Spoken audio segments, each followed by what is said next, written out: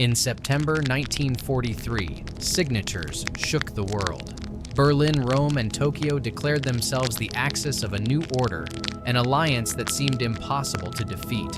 Yet behind the handshakes and the grand treaties lay not a unified bloc, but a collection of clashing ambitions, short-term calculations, and secrets ready to betray one another.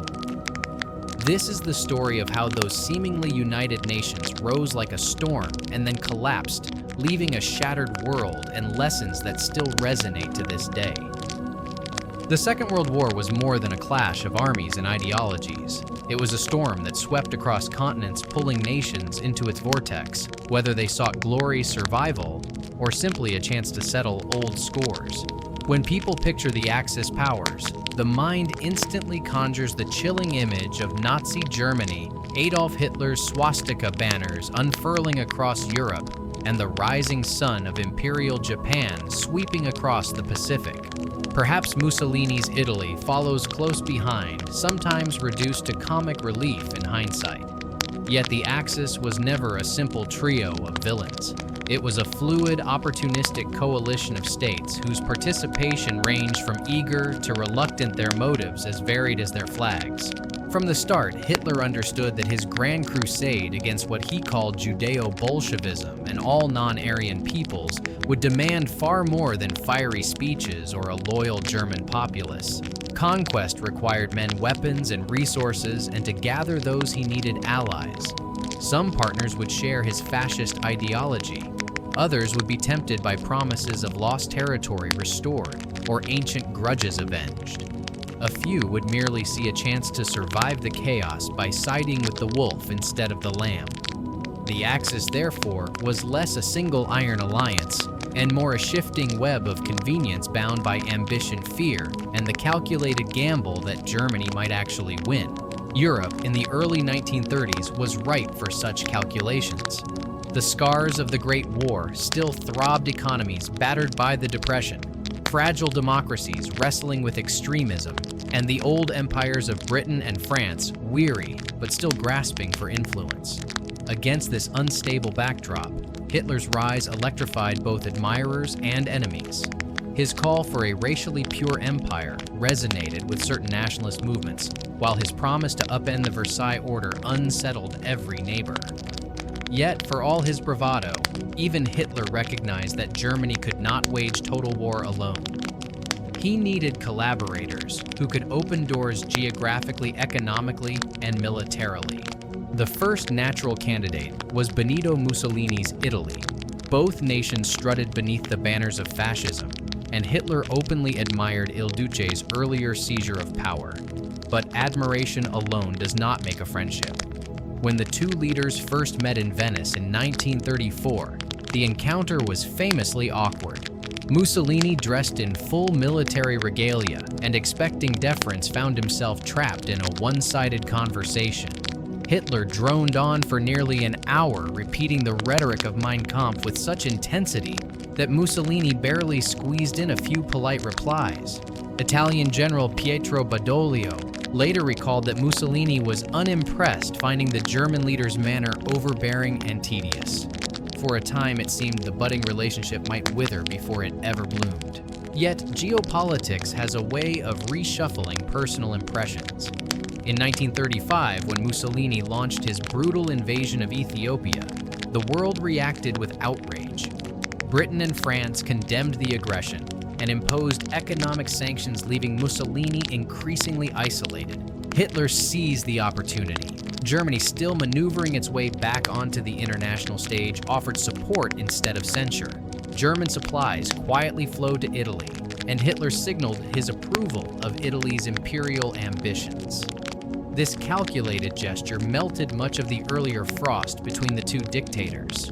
Mussolini, flattered and pragmatic, began to view Hitler less as a rival and more as a useful partner against the scolding democracies. This growing rapport coincided with Hitler's own bold moves. Germany's reoccupation of the Rhineland and the rapid expansion of its military signaled that the Nazi regime intended to rewrite the post-World War I order. The League of Nations, powerless to stop either Italian or German aggression, became a hollow stage set for speeches. Both dictators drew the same lesson: the old powers could be defied, and defiance paid dividends. Mutual defiance bred mutual respect. By 1936, the courtship was official. The Rome-Berlin axis was proclaimed, a dramatic phrase meant to suggest that all of Europe would one day revolve around the partnership of fascist Italy and Nazi Germany. The name was more than propaganda. It represented the first true pivot of Europe's political gravity since the Great War. Soon, military cooperation followed political vows. German and Italian troops fought side by side in the Spanish Civil War, where they aided Francisco Franco's nationalists against Republican forces. The conflict became a proving ground for new weapons tactics and the ideological fervor that would later engulf the continent. Still, beneath the grand gestures, differences lingered. Mussolini fancied himself the senior statesman, the veteran revolutionary, who had shown Hitler how to seize power. Hitler, in turn, viewed Italy as a useful but weaker cousin, one that could help stretch Allied defenses but would never match Germany's industrial or military might. These hidden tensions foreshadowed future strains, yet for the moment, the alliance strengthened.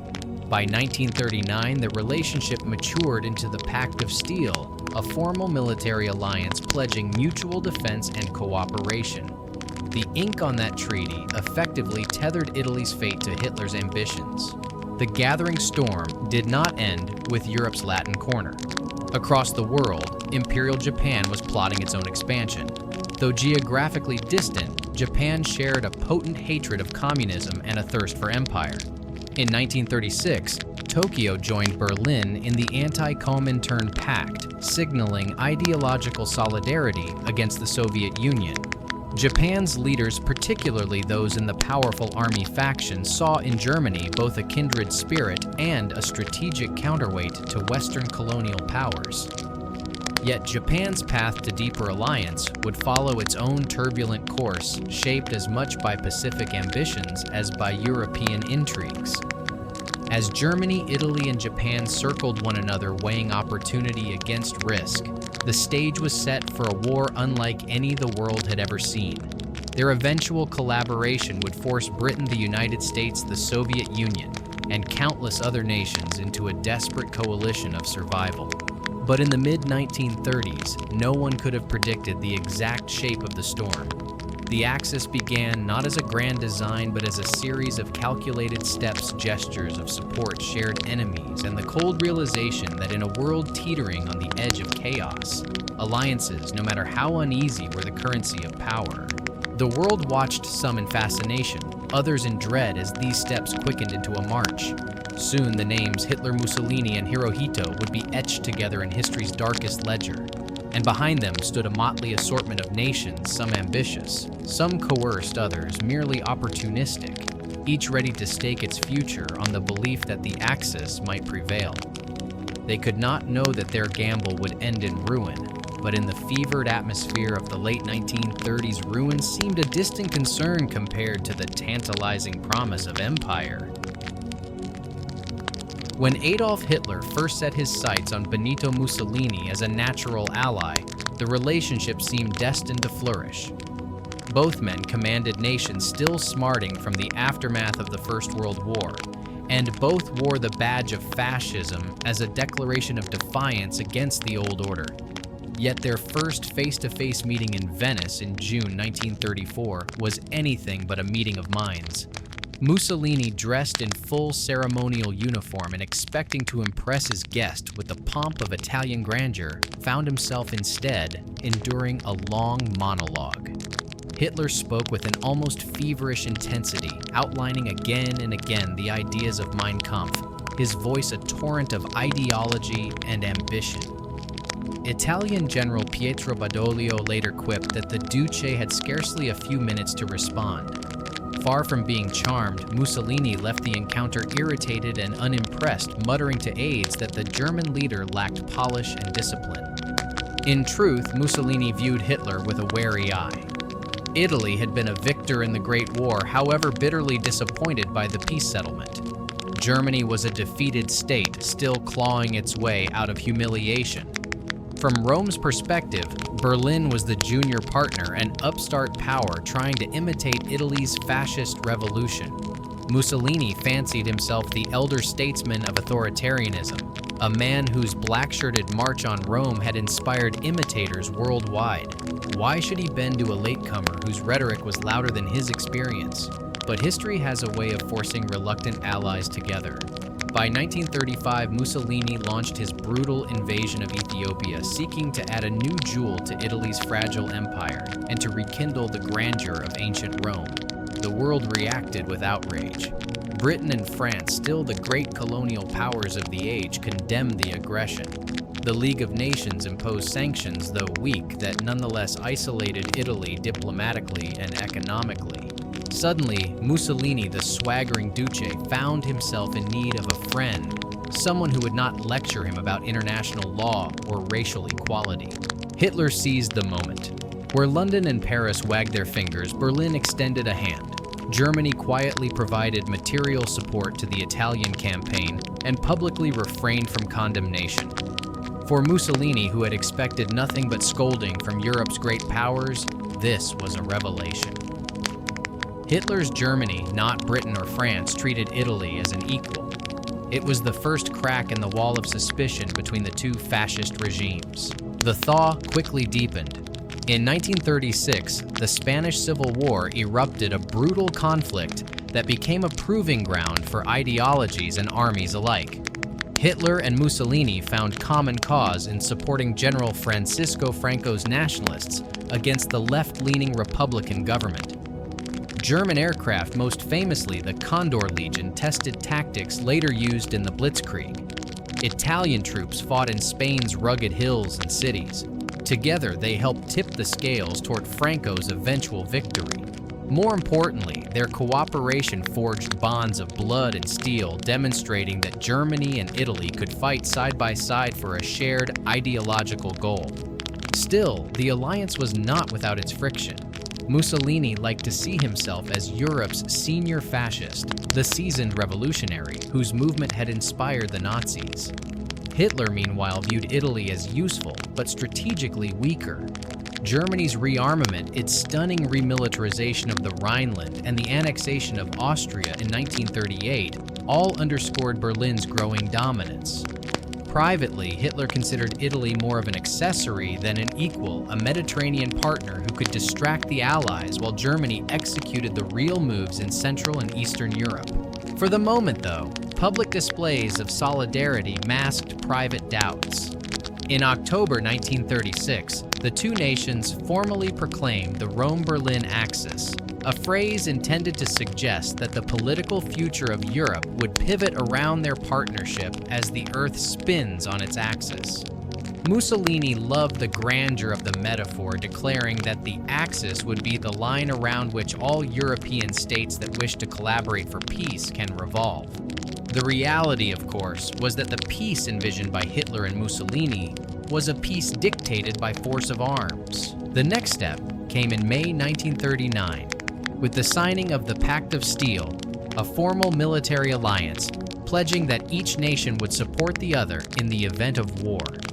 It was an audacious commitment. The world teetered on the edge of conflict, and everyone knew Hitler's ambitions would soon ignite it. Yet Mussolini, eager to maintain the appearance of a strong and decisive leader, agreed.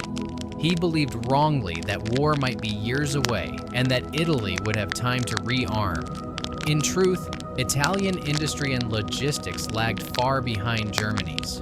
When Hitler invaded Poland only a few months later, Mussolini scrambled to keep up, suddenly aware that the timeline had collapsed. This imbalance of strength shaped every aspect of their alliance. Italy's army was brave but poorly equipped. Supply lines were disorganized and military planning often chaotic. Mussolini's grand strategy aimed for a new Roman Empire stretching across the Mediterranean, but Italy lacked the industrial base to sustain prolonged warfare.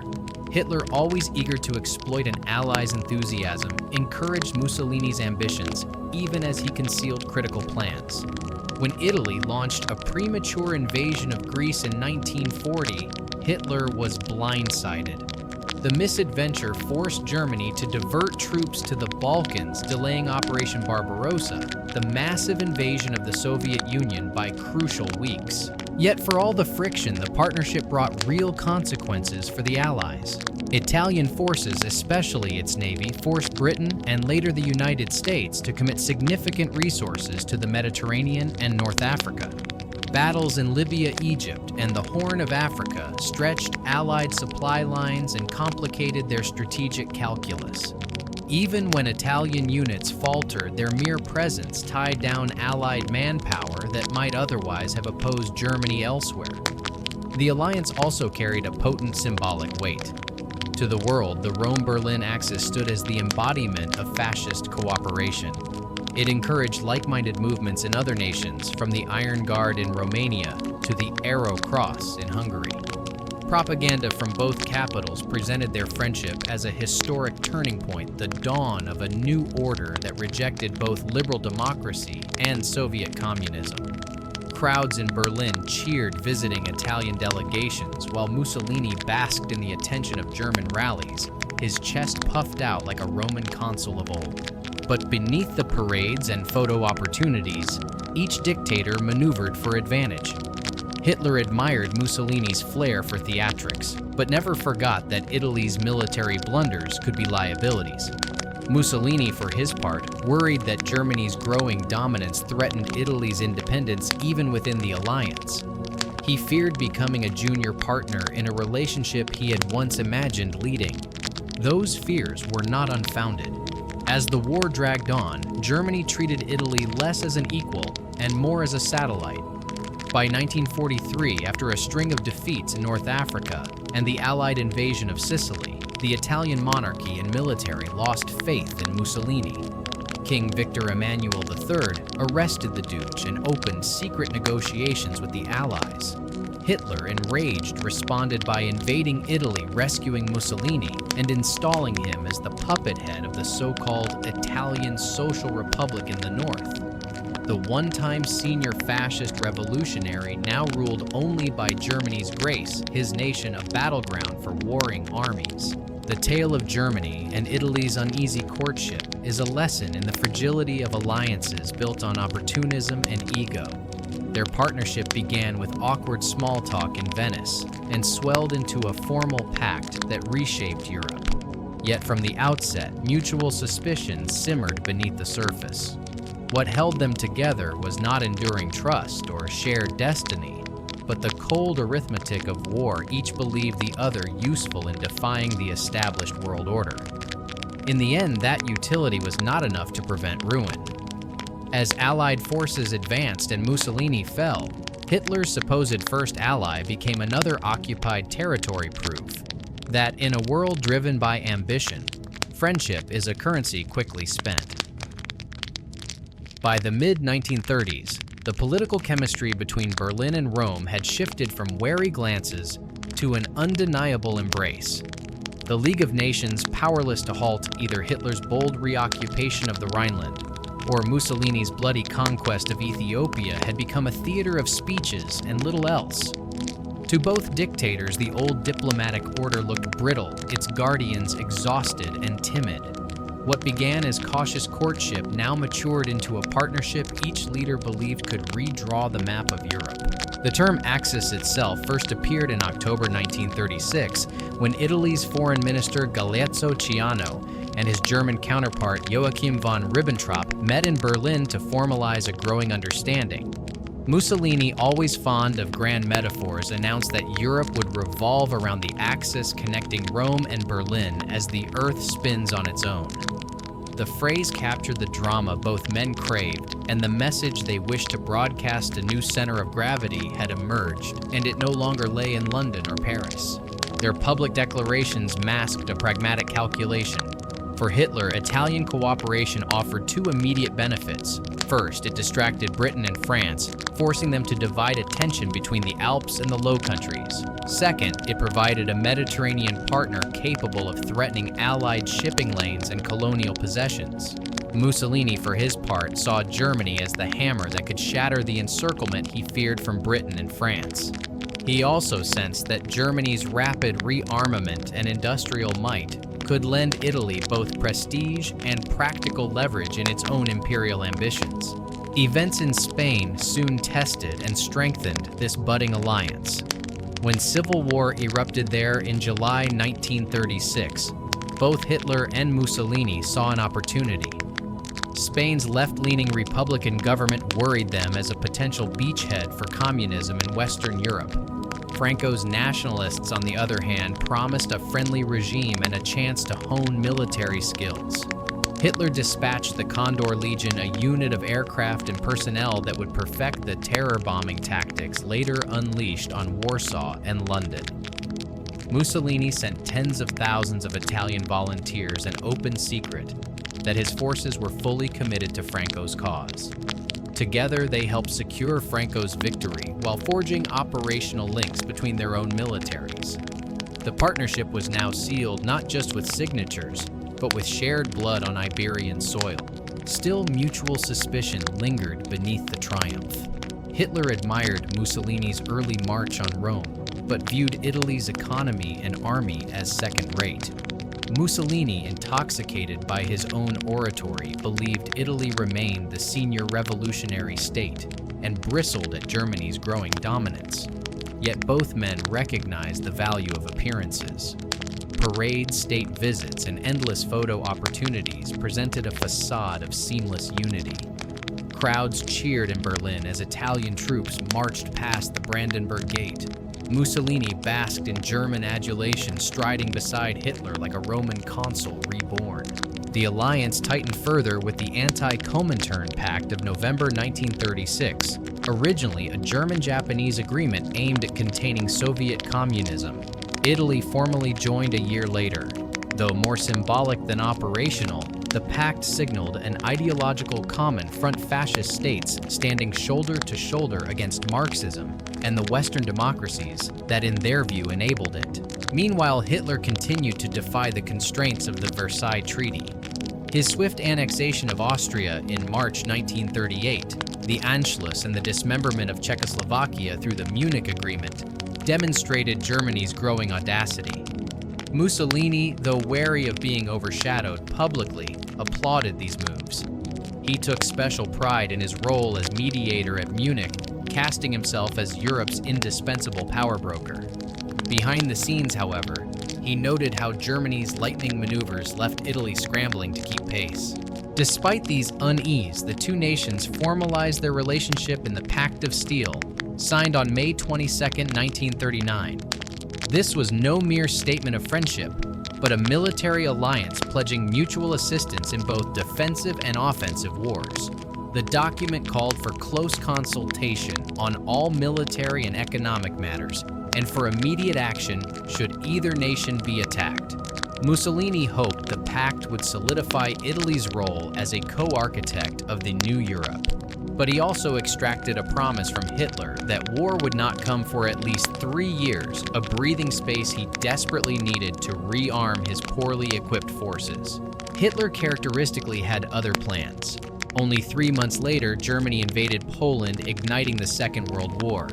Mussolini, stunned, pleaded that Italy was not yet ready for a major conflict.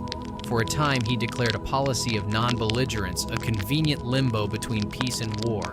Yet as Germany's blitzkrieg swept through Poland, Norway, and then France, Mussolini feared being left on the sidelines of history.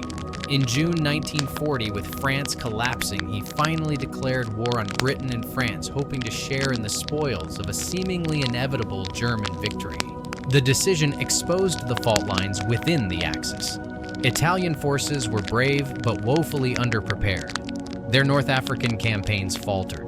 An ill-conceived invasion of Greece in October 1940 backfired, forcing Hitler to send German troops into the Balkans to rescue his ally, and delaying the critical launch of Operation Barbarossa, the invasion of the Soviet Union, by several weeks.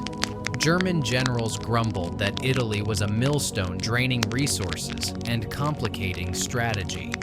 In Berlin's war councils, respect for Italian arms evaporated, replaced by a grudging calculation that Mussolini's ambitions had to be managed like an unruly subordinate. Yet Italy's participation still mattered. Its navy challenged Allied control of the Mediterranean. Italian troops in Libya and East Africa tied down British forces, while the mere presence of another Axis partner complicated Allied planning. Propaganda from both governments continued to trumpet an unbreakable brotherhood. Public rallies showcased Hitler and Mussolini together, their salutes synchronized for the cameras, even as private correspondence revealed widening rifts. The strain reached a breaking point in 1943.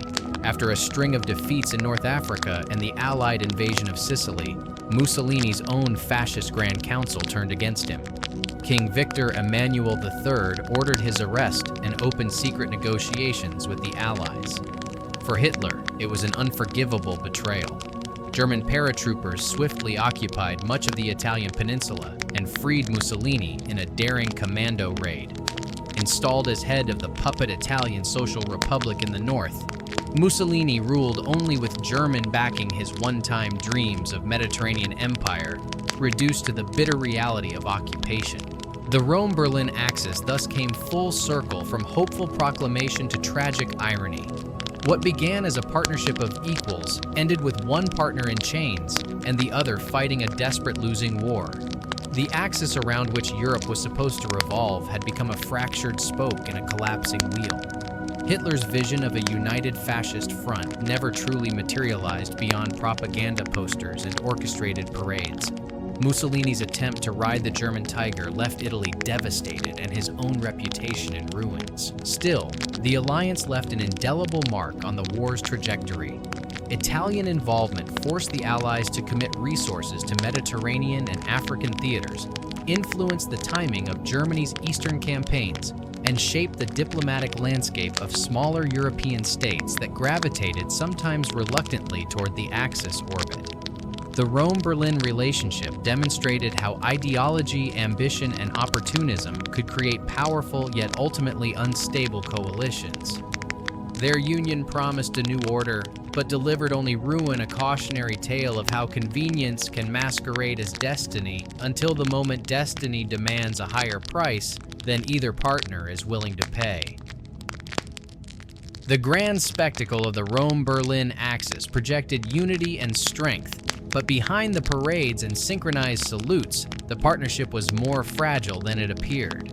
From the very beginning, each dictator viewed the other less as a trusted comrade and more as a strategic tool.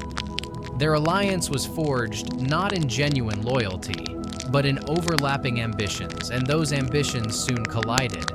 Mussolini's decision to declare war in June 1940 was a gamble born of envy and fear of being left out of the spoils. As Hitler's armies thundered through Western Europe, the Italian leader imagined that a quick strike against a weakened France or distracted Britain would win Italy a share of the glory. But Italy's military machine was ill-prepared for a modern conflict. Its industrial base lagged far behind Germany's. Supply chains were brittle, equipment outdated. Italian soldiers fought with courage, but they were often sent into battle with inadequate weapons, scant fuel, and poor logistics. The first major cracks appeared in North Africa. Italian forces in Libya, commanded by Marshal Rodolfo Graziani, launched an invasion of Egypt in September 1940, hoping to seize the Suez Canal and threaten British holdings in the Middle East. But the British counteroffensive was swift and devastating. In Operation Compass, a much smaller British-led force routed the Italians, capturing tens of thousands of prisoners and seizing vast quantities of equipment. Mussolini had expected a quick victory to impress Hitler. Instead, he received a humiliating lesson in modern warfare. Worse was to come. Determined to match Germany's string of dazzling conquests, Mussolini ordered an invasion of Greece in October 1940. He expected a lightning campaign through the mountains of Epirus to Athens, believing that Greek forces would crumble before Italy's might. Instead, the Greek army fought back fiercely, driving Italian troops into a grinding winter stalemate. The campaign not only embarrassed Rome, but also disrupted Hitler's meticulously timed plans for Operation Barbarossa, the invasion of the Soviet Union. German generals fumed as they diverted troops to bail out their unreliable ally in the Balkans. The delay, many historians argue, cost the Wehrmacht precious weeks before the brutal Russian winter set in. Inside Hitler's war councils, frustration with Italy hardened into contempt. Though he maintained public displays of solidarity, calling Mussolini his friend and comrade, Hitler increasingly viewed the Italian army as a burden. Private conversations with his generals revealed scathing remarks about Italian competence, and his planning grew ever more secretive. He rarely informed Mussolini of major operations in advance, treating Italy less like an equal partner and more like a liability to be managed. For the Italian rank and file, the strain was palpable.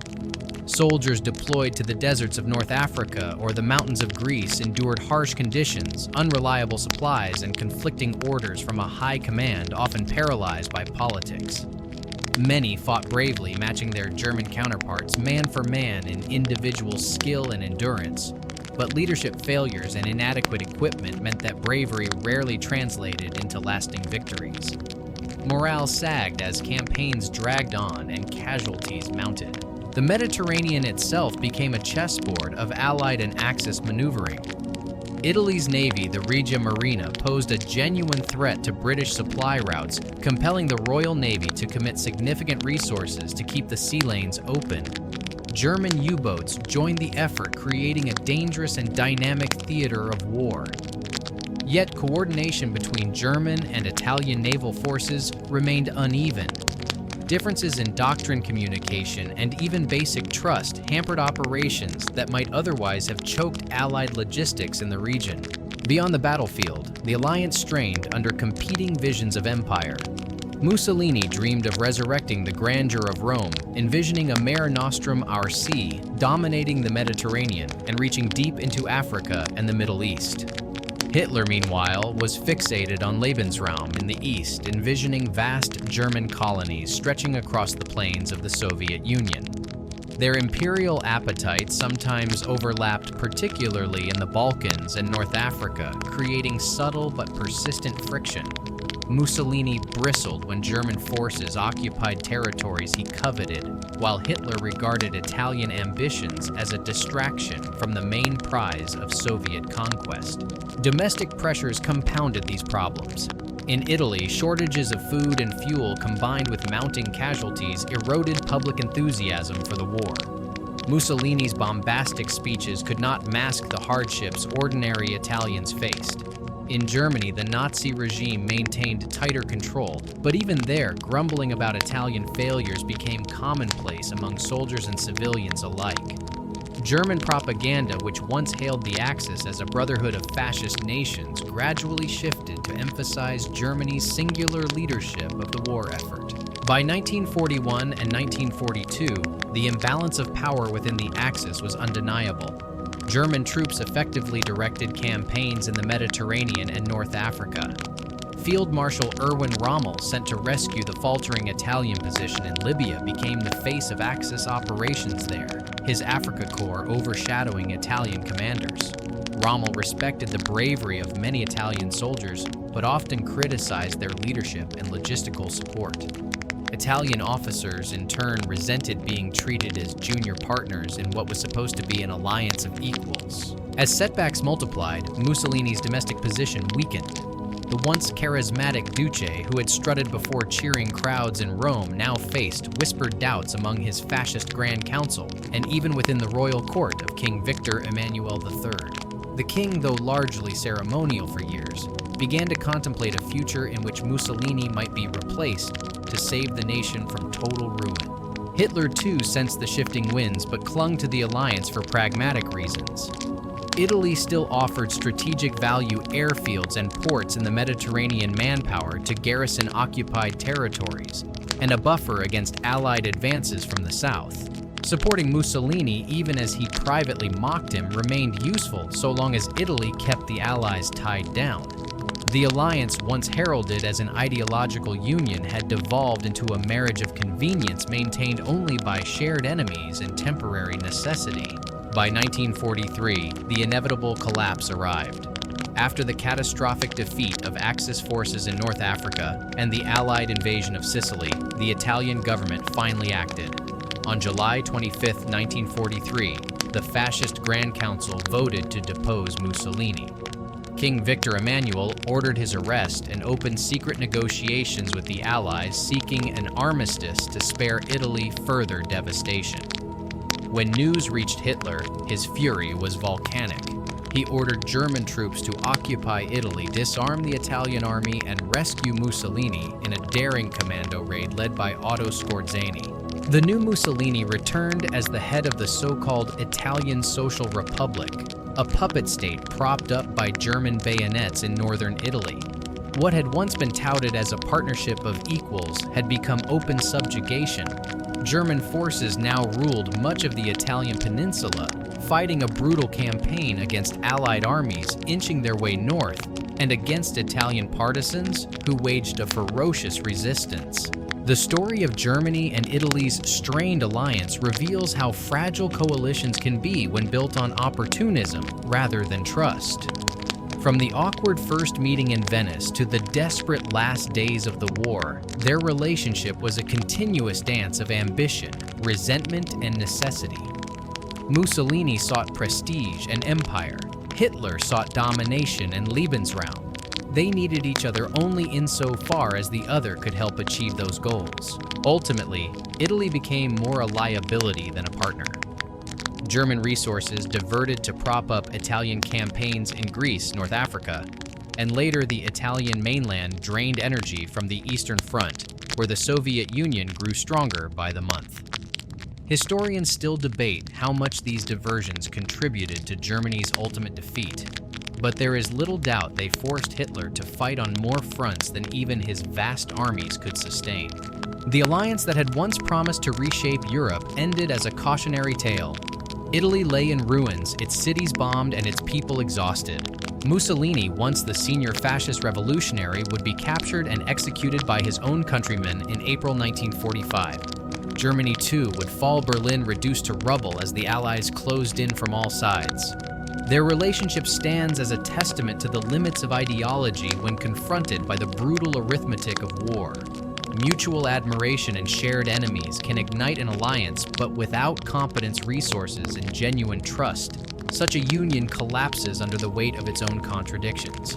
What began as a bold vision of a new fascist order ended as a grim lesson in how ambition without balance can consume both the leader and the nation he leads. While Hitler and Mussolini were cementing their uneasy alliance in Europe, another major power was plotting its own course on the opposite side of the world. Imperial Japan, an island nation with limited natural resources and a rapidly growing population, had long harbored ambitions of expansion across Asia and the Pacific. By the early 1930s, Japan's military leadership, particularly the army, believed that territorial conquest was the only path to secure the raw materials and strategic depth needed to become a dominant global force. Japan's rise as a militaristic power began well before the outbreak of the Second World War. Its victory over Russia in 1905 had already announced Japan's arrival on the world stage. In the 1930s, the Japanese army consolidated power within the government, often sidelining civilian politicians.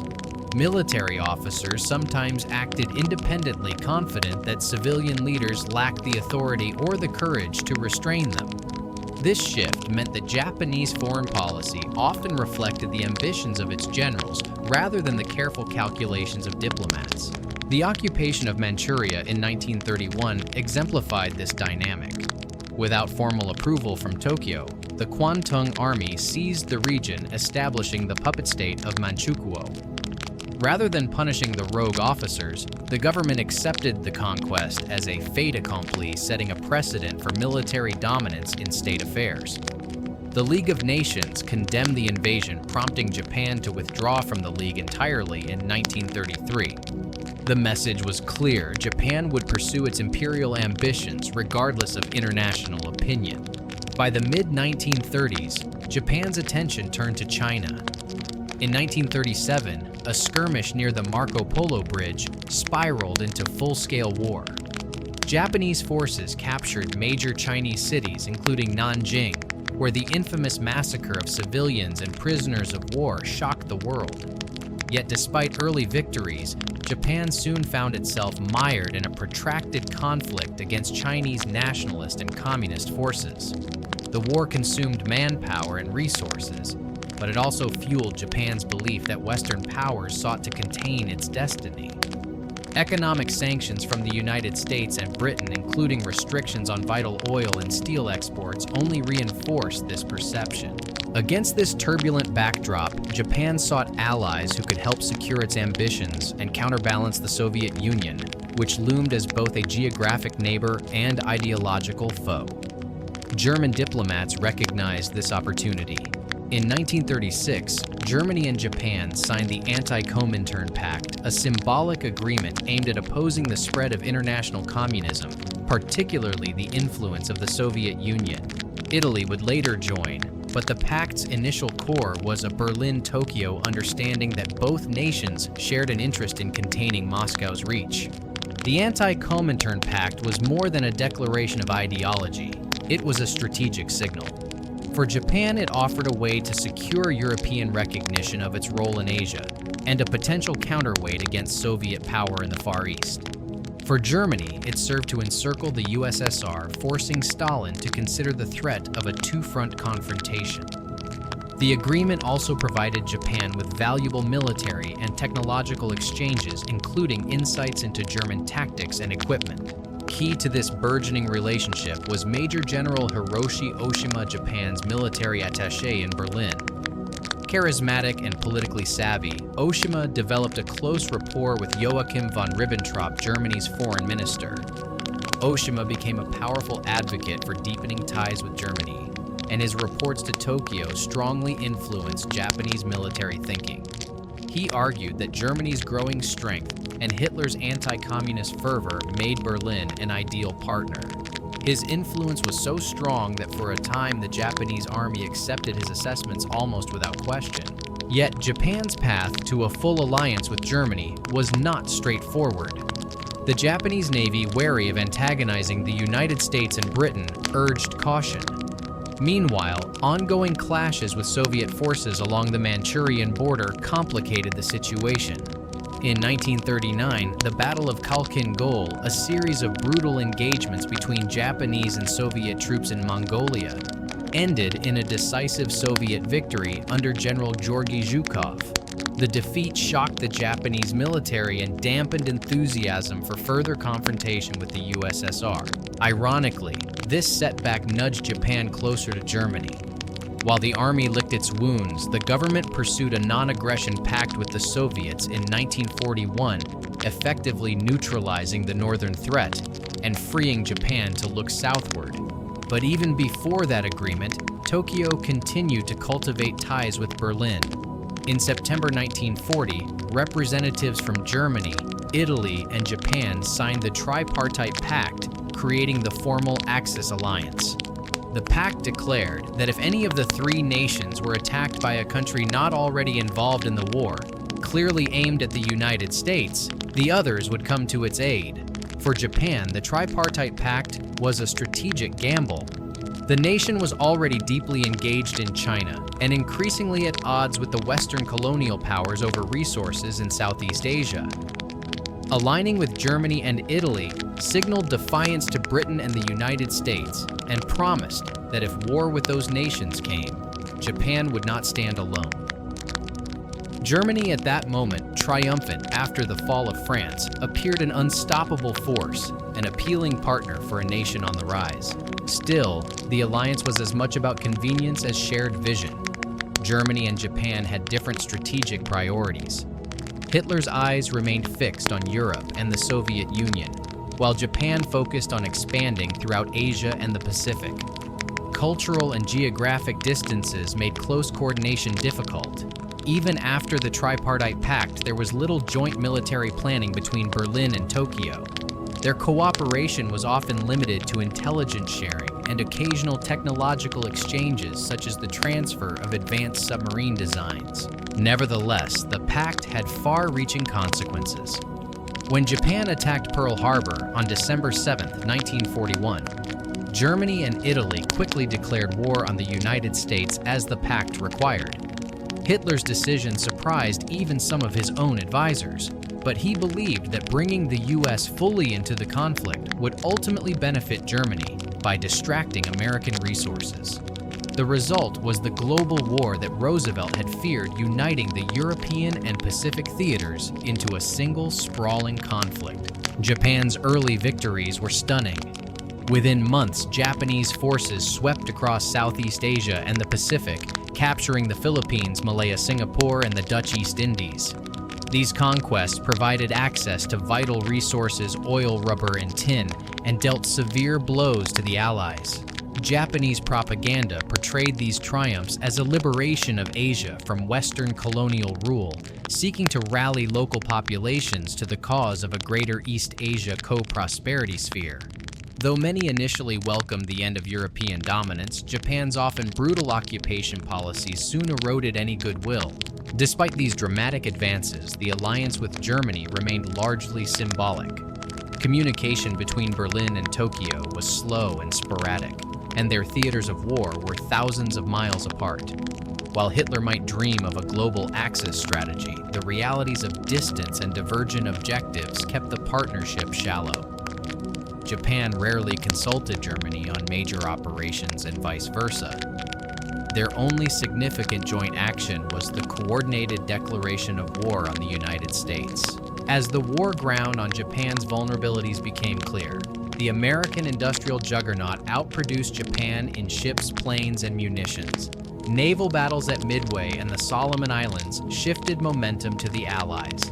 The very resources Japan sought to secure became targets for relentless American submarine campaigns that strangled Japanese supply lines. The once victorious Imperial Navy was steadily worn down, and by 1944 the United States had gained the upper hand across the Pacific.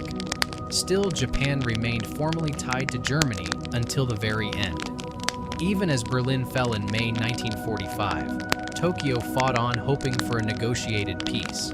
The Soviet Union's entry into the war against Japan in August 1945, just after the atomic bombings of Hiroshima and Nagasaki, delivered the final blow.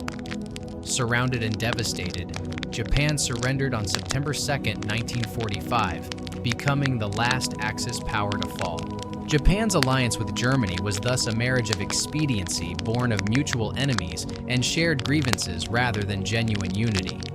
Both nations sought to upend the existing world order and carve out empires at the expense of their neighbors. Yet their cooperation was always limited by geography, strategy, and culture. In the end, the Tripartite Pact served more as a declaration of defiance against the Western powers than as a blueprint for coordinated action. It drew the United States fully into the conflict and ensured that the Second World War would be a truly global conflagration. Japan's path to partnership with Germany highlights a recurring theme of the Axis story.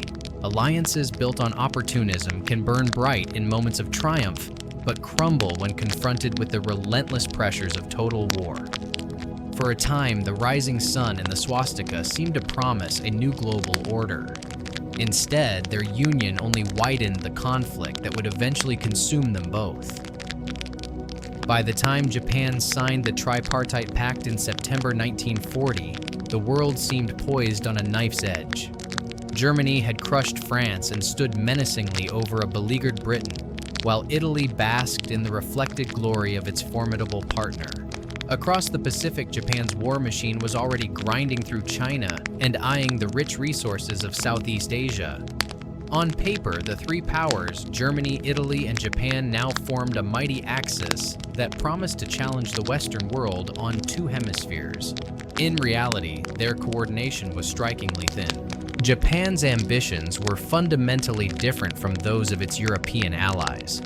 Whereas Hitler dreamed of vast territories in Eastern Europe and Mussolini envisioned a revived Roman Mediterranean, Japan's leaders sought dominion over the Pacific and Asia's resource-rich colonies.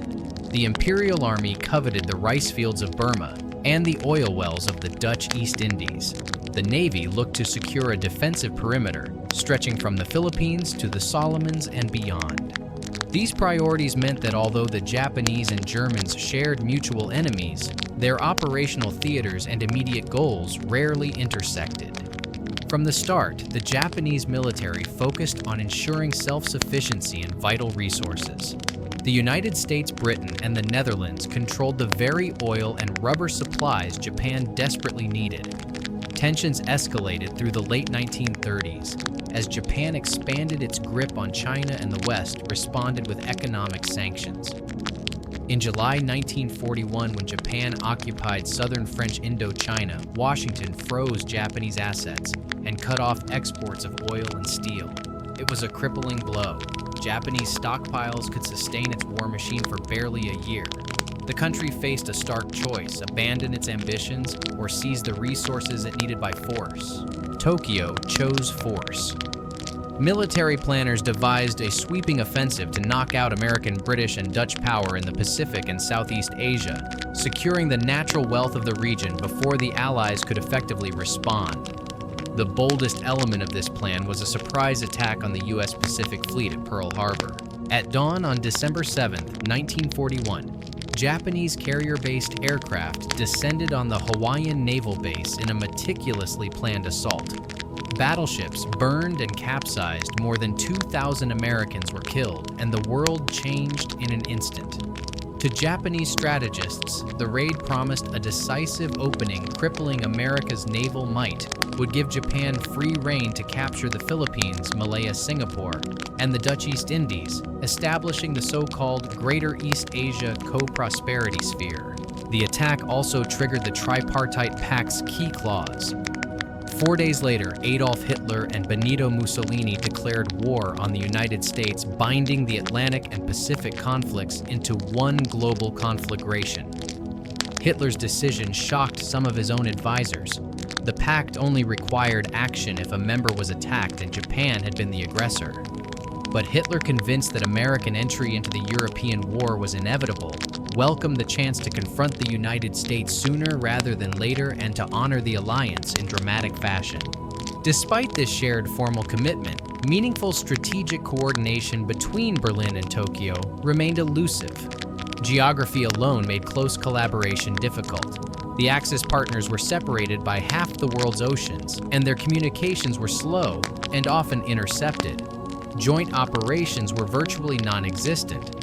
Germany and Japan did exchange intelligence and some technology. Japan provided data from its campaigns against Soviet forces in the late 1930s. Germany shared advanced submarine designs and aircraft technology, but these interactions were limited compared to the vast Allied cooperation that would eventually span the globe. In practice, Japan pursued its own war, largely indifferent to Germany's grand strategy.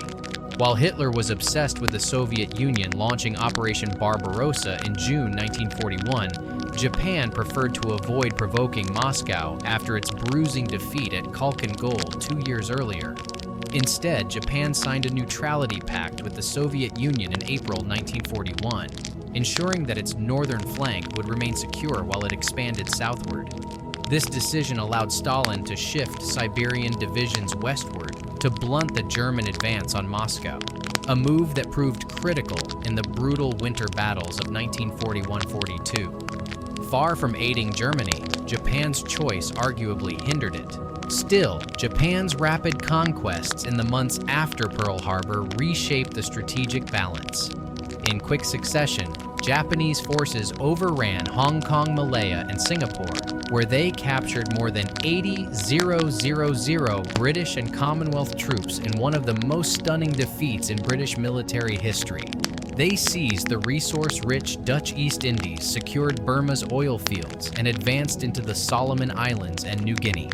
Their naval victories at the battles of the Java Sea and the fall of the Philippines humiliated the Allies and extended Japan's defensive perimeter thousands of miles across the Pacific. For a time, the Japanese advance seemed unstoppable. Propaganda across Asia painted Japan as a liberator from Western colonialism. Many in Southeast Asia initially welcomed the expulsion of European powers, seeing a chance for independence.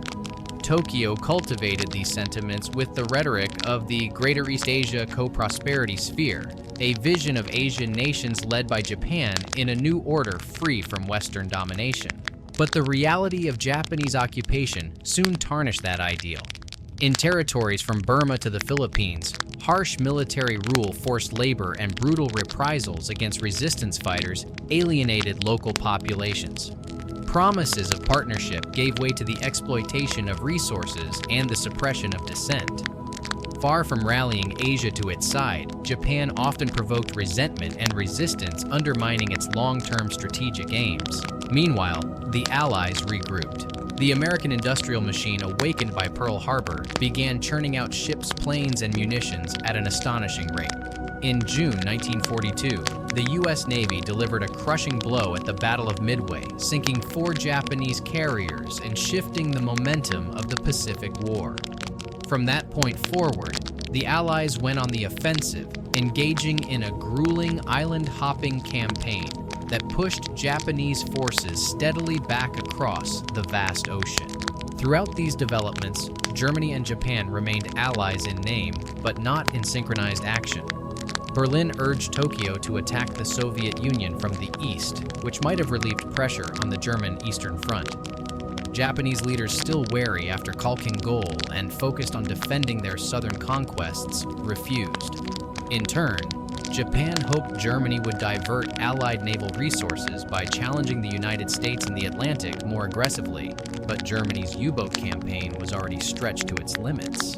There were occasional gestures of cooperation. German and Japanese submarines attempted perilous voyages to exchange rare goods and intelligence. Technical information, such as radar technology, jet engine research, and advanced torpedo designs, was sometimes shared. But these exchanges, while fascinating, were minor compared to the grand scale of the war. The Axis never developed anything resembling the integrated command structures, shared planning, or pooled resources that characterized the Allied effort. As the tide turned against Germany in Europe and against Japan in the Pacific, the limits of their alliance became painfully obvious. When the Soviet Union declared war on Japan in August 1945, launching a massive invasion of Japanese-held Manchuria, the Red Army's offensive was overwhelming. The same Soviet forces that Germany had long begged Japan to engage now helped seal Japan's fate. Days later, the atomic bombings of Hiroshima and Nagasaki compelled Emperor Hirohito to announce Japan's surrender. By then, Hitler was long dead. Berlin was in ruins, and Mussolini had been executed by his own countrymen. The Axis powers, once touted as an unstoppable coalition, had disintegrated under the weight of their own divergent goals and the relentless pressure of Allied arms. The story of Japan's alliance with Germany and Italy underscores a central irony of the Axis. Despite their formal agreements and shared authoritarian ideologies, these nations never forged a unified global strategy. Their cooperation was largely symbolic, a banner under which each pursued separate ambitions. For Hitler, Japan was a useful distraction for the Allies, drawing American attention to the Pacific. For Japan, Germany was a powerful European partner whose victories might discourage Western resistance in Asia. Beyond that, their paths rarely converged. Ultimately, this lack of coordination was one of the Axis's greatest weaknesses. Where the Allies built vast logistical networks, held joint conferences, and planned combined operations across continents, the Axis remained a collection of opportunistic powers linked by convenience and mutual enemies rather than true partnership. Their failures to support one another strategically, Japan's neutrality toward the Soviet Union, Germany's inability to aid Japan in the Pacific, meant that each faced the full weight of Allied might largely alone. What began as a triumphant pact in Berlin in 1940 ended as a cautionary tale in 1945, a reminder that an alliance forged on ideology and ambition without trust or shared strategy cannot withstand the relentless tests of a global war. While Germany, Italy, and Japan formally bound themselves together in the Tripartite Pact, another nation hovered at the edges of the Axis constellation, Spain. Led by General Francisco Franco after a bloody civil war, Spain shared many ideological traits with the fascist states. Its authoritarian government Catholic conservatism and fierce anti-communism seemed to make Franco a natural partner for Hitler and Mussolini. Yet, in a masterclass of diplomatic caution, Spain remained officially neutral throughout the Second World War, balancing between ideological sympathy and national survival.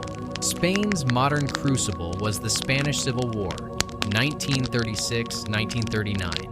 A conflict that had drawn Hitler and Mussolini into their first real military collaboration. Franco's nationalists fought a brutal campaign against the Republican government, which was supported by Soviet aid and international brigades of leftist volunteers. Germany's Condor Legion bombed Guernica, testing the terror tactics later unleashed on Poland and Britain. Italy supplied troops, planes, and materiel to help the nationalists. Their support proved decisive by March 1939. Franco emerged victorious, his army triumphant, but his nation shattered. The war left Spain devastated. Cities lay in ruins, the economy was crippled, and hundreds of thousands of people had died or fled into exile. Franco faced the immense task of rebuilding a country exhausted by 3 years of fratricidal conflict. Though he owed a debt to Hitler and Mussolini for their support, he understood that plunging immediately into another world war would be catastrophic. Spain needed stability, not fresh carnage. Nevertheless, Franco could not ignore the ideological alignment. Fascist salutes echoed in Madrid's parades. Censorship tightened. Political opposition was crushed. In March 1939, just weeks after his victory, Franco joined the Anti-Comintern Pact alongside Germany, Italy, Japan-Hungary, and Manchukuo, signaling his anti-communist credentials. To Berlin, this looked like a first step toward formal alliance. Nazi propaganda hailed Spain as a kindred spirit, and Hitler considered the Iberian Peninsula a key strategic link for controlling the Western Mediterranean. But Franco remained careful. He recognized that Spain's economic survival depended on trade with Britain, France, and the United States nations, whose goodwill was essential to secure food, fuel, and financial credit. Spain imported most of its oil and grain, and its industries were too weak to sustain an extended conflict without external supply. Aligning fully with the Axis risked British naval blockades and Allied bombing dangers the battered nation could not endure. This prudence defined Franco's early wartime policy. When Germany invaded Poland in September 1939, Spain declared non-belligerence, a status more ambiguous than strict neutrality, but less committed than alliance. Franco offered rhetorical support for Hitler's crusade against communism and even permitted German intelligence activity in Spain. Still, he avoided any treaty that might drag Spain directly into the conflict. Hitler, eager to secure the Western Mediterranean and cut off British access to the vital Strait of Gibraltar, sought to woo Franco more aggressively after France's collapse in June 1940. A meeting was arranged at the border town of Hendaya in October. Hitler arrived expecting quick agreement, but the encounter turned into one of his most frustrating diplomatic episodes. Franco, shrewd and unyielding, presented an extravagant list of conditions: enormous food and military aid, territorial concessions in French North Africa, and guarantees of post-war spoils. Hitler fumed privately that he would rather have 3 or 4 teeth pulled than repeat the experience. No alliance was concluded. Though Spain remained officially neutral, Franco subtly aided the Axis when it served Spanish interests. Madrid allowed German agents to operate listening posts and intelligence networks. Spanish harbors quietly refueled German submarines.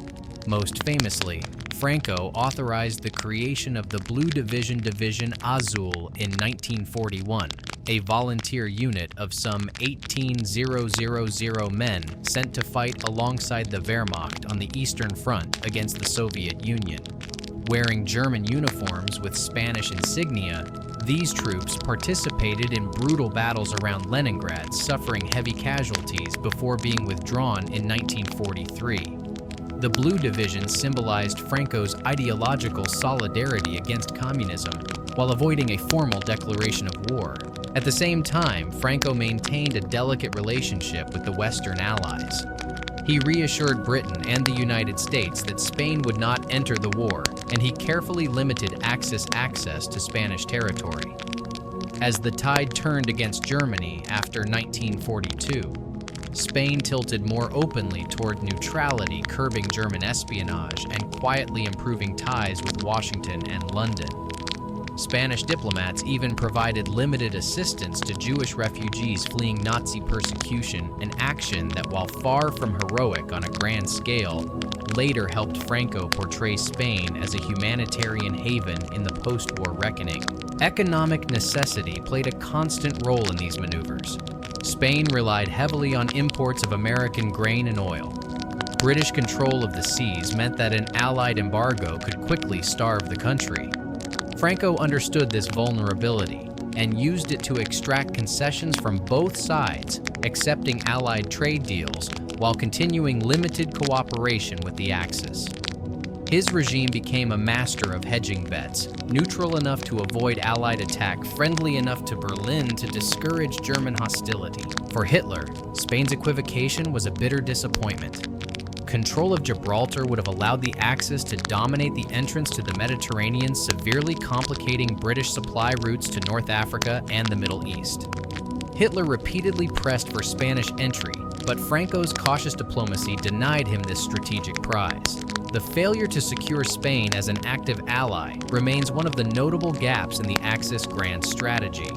By 1943, as Allied victories in North Africa and Italy signaled the decline of the Axis, Spain's stance of non-belligerence shifted toward explicit neutrality. The Blue Division was recalled, and German submarines found Spanish ports increasingly inhospitable. Madrid began to distance itself from the fascist cause, emphasizing Spain's independence and its role as a mediator. When Germany's defeat became inevitable, Franco positioned his regime as a bulwark against communism, hoping to win favor in a post-war world shaped by American and Soviet rivalry. Remarkably, this careful balancing act succeeded. Unlike many European authoritarian leaders, Franco survived the war in power. Spain escaped the devastation that consumed much of the continent. Though diplomatically isolated for several years, the Franco regime gradually gained acceptance from the West during the Cold War, when its staunch anti-communism aligned neatly with U.S. strategic interests. Spain's wartime diplomacy offers a striking contrast to the reckless aggression of Hitler and Mussolini.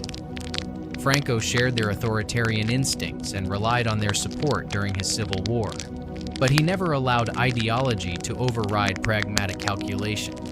His refusal to commit Spain fully to the Axis spared his country from catastrophic destruction and enabled him to rule for 3 more decades.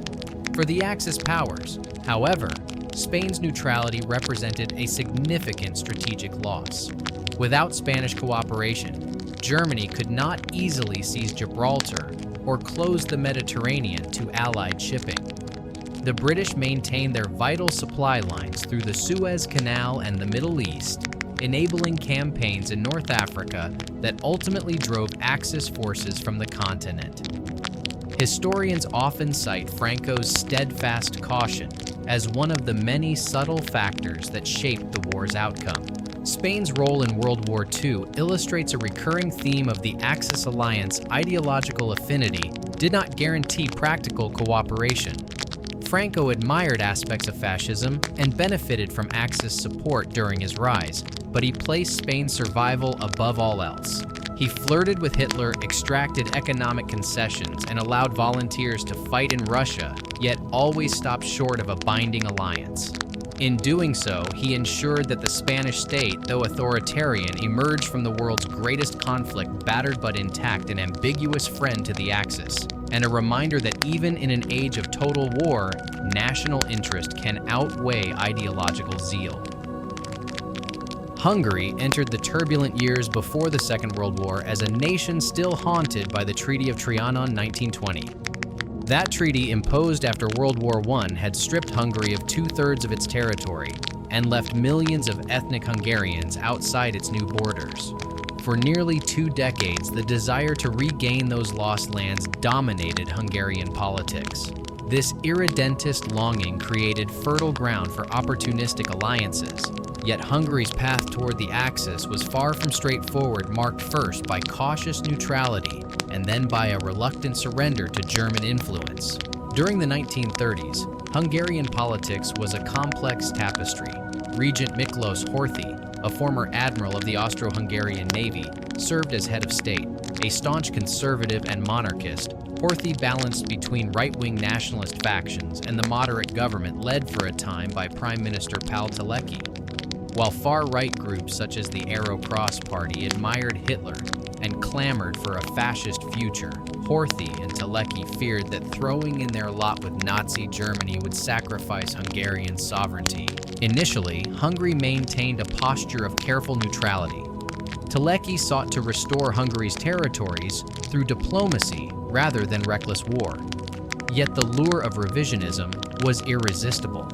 In 1938 and 1939, Hitler's aggressive moves in Central Europe, first the Anschluss with Austria, then the dismemberment of Czechoslovakia, created opportunities for Hungary to reclaim lands lost 2 decades earlier. Through the First Vienna Award, 1938, Germany and Italy arbitrated in Hungary's favor, granting it southern Slovakia and part of Carpathian Ruthenia. These concessions whetted the appetite of Hungarian nationalists and subtly tightened Germany's grip. The pivotal moment came in August 1940 with the Second Vienna Award. Again acting as arbiter, Hitler forced Romania to cede northern Transylvania to Hungary. For Horthy and Teleki, this was an intoxicating victory. Millions of ethnic Hungarians returned to the crown's domain without a shot fired. But the price was steep. By positioning itself as a beneficiary of German power, Hungary became dependent on Berlin's goodwill. Germany now loomed as both patron and potential master. Despite these gains, Teleki still tried to keep Hungary out of the coming cataclysm. In December 1940, he signed the Treaty of Eternal Friendship with neighboring Yugoslavia, a fellow Balkan state, likewise wary of German domination. Teleki hoped that a pact of neutrality would preserve Hungary's independence even as Europe burned. But Hitler's ambitions soon shattered those hopes. In March 1941, a coup in Yugoslavia overthrew the pro-German government in Belgrade. Furious, Hitler resolved to invade Yugoslavia and demanded passage for German troops through Hungarian territory. Teleki now faced an impossible dilemma: honor the treaty with Yugoslavia and risk German wrath, or acquiesce and betray his word. Teleki's conscience could not bear the choice. On the night of April 3, 1941, he shot himself, leaving a haunting note that read, "We have become breakers of our word out of cowardice. We have allied ourselves with scoundrels." His death symbolized the death of Hungarian neutrality. With Teleki gone, Horthy appointed more pliant leaders, including Prime Minister Laszlo Bardasi, who steered Hungary ever deeper into the Axis orbit. Hungarian troops participated in the German invasion of Yugoslavia, seizing the Bačka region and other disputed territories. For many Hungarians, these gains felt like historic vindication, a restoration of the Greater Hungary lost after Trianon. Yet each step bound them tighter to Hitler's war machine. The next fateful decision came in June 1941, when Germany launched Operation Barbarossa against the Soviet Union.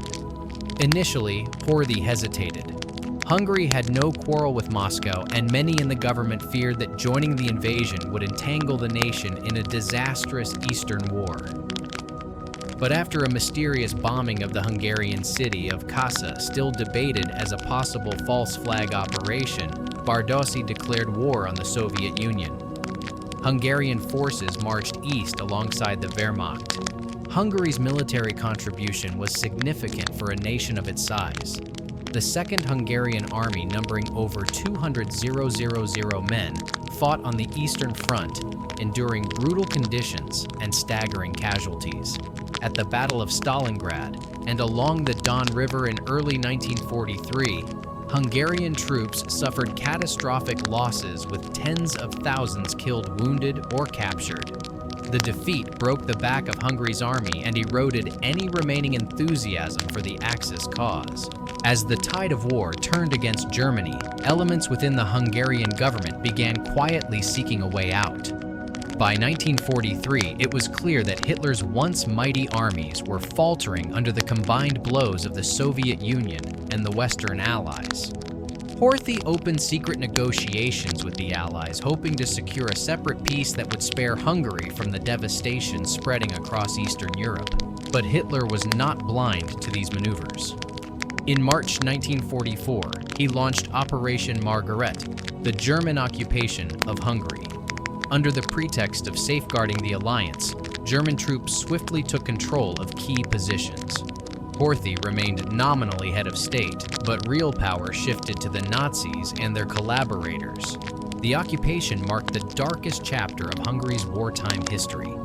Hitler installed the fanatically pro-Nazi Arrow Cross Party, led by Ferenc Szalasi, which enthusiastically implemented the Holocaust on Hungarian soil. Within months, hundreds of thousands of Hungarian Jews were deported to Auschwitz in one of the most rapid and deadly deportation campaigns of the war. German control turned Hungary into both a battlefield and a killing ground. Despite German repression, Horthy made one last attempt to save his country. In October 1944, he announced an armistice with the Allies, but the Germans responded immediately, kidnapping Horthy's son and forcing the region to abdicate. The Arrow Cross seized full control, plunging Hungary into terror and chaos as Soviet forces advanced from the east. The final months of the war were horrific. Budapest endured a brutal siege from December 1944 to February 1945 as Soviet and Romanian troops encircled the city. Street-by-street fighting devastated the Hungarian capital, leaving tens of thousands dead, and much of the city in ruins. When the Red Army finally captured Budapest, the Arrow Cross regime collapsed, and Hungary's nightmare under Nazi domination ended.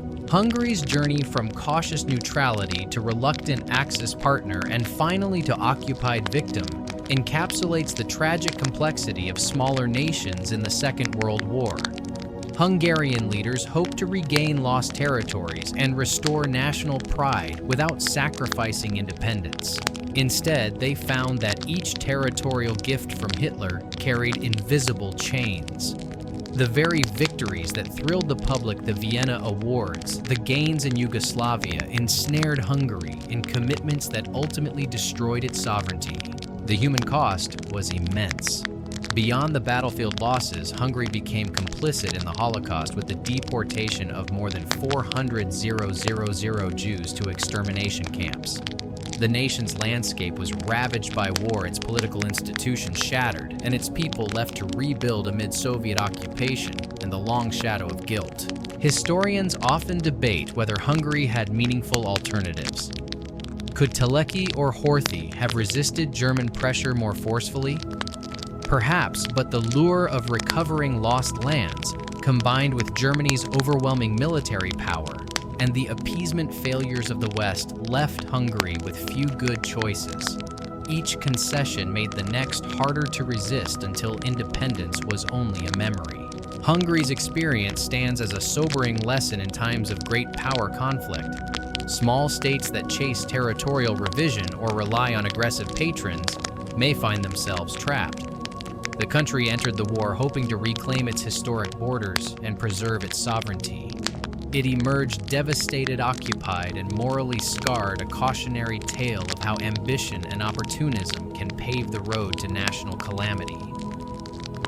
In the late 1930s, Romania occupied a precarious position on Europe's geopolitical chessboard. Strategically located on the Black Sea and blessed with rich oil fields at Ploiesti, the country was a tempting prize for any great power. Its neighbors, Hungary, Bulgaria, and the Soviet Union, each had territorial claims, while Germany eyed Romania's petroleum as vital fuel for the Wehrmacht. Caught between these competing interests, Romania's leaders faced a series of painful choices that would pull their nation into the Axis orbit and ultimately drive them to switch sides in a dramatic reversal. The early balancing act. King Carol II, who seized near dictatorial powers in 1938 by suspending Romania's constitution, initially sought to maintain independence through cautious diplomacy. Romania was formerly part of the Little Entente, a defensive alliance with Czechoslovakia and Yugoslavia aimed at containing both Hungarian revisionism and German aggression. But as Hitler dismantled Czechoslovakia in 1938-39, the alliance crumbled, leaving Romania increasingly isolated. For Carol, the gravest threat came from the east. The Soviet Union, still smarting from territorial losses after World War I, coveted Bessarabia and northern Bukovina lands it had been forced to cede 2 decades earlier. The 1939 Molotov-Ribbentrop Pact, the infamous Nazi-Soviet agreement carving Eastern Europe into spheres of influence, was a diplomatic thunderclap. Secret clauses effectively gave Stalin a free hand in Bessarabia. Romania, despite its pro-Western leanings, suddenly found itself with no reliable allies. Britain and France, the traditional guarantors of Romanian security, were preoccupied with their own survival. A cascade of territorial losses. The summer of 1940 proved disastrous for Romanian sovereignty. First came the Soviet ultimatum on June 26th. Moscow demanded the immediate cession of Bessarabia and northern Bukovina. Facing overwhelming force and lacking outside support, Carol capitulated within days. This humiliation destabilized his regime and emboldened neighboring states to press their own claims. In August, under German and Italian arbitration known as the Second Vienna Award, Romania was forced to surrender northern Transylvania to Hungary. Only weeks later, Romania ceded southern Dobruja to Bulgaria under the Treaty of Craiova. These territorial amputations shook the nation to its core. Crowds rioted in Bucharest. The king's credibility evaporated. Many Romanians believed that Germany, whose mediation favored Hungary, was both the architect of their humiliation and the only power capable of preventing further dismemberment. The rise of Antonescu and the Iron Guard. Amid the chaos, King Carol's political enemies seized the moment. On September 4, 1940, Carol appointed the stern army officer General Ion Antonescu as prime minister.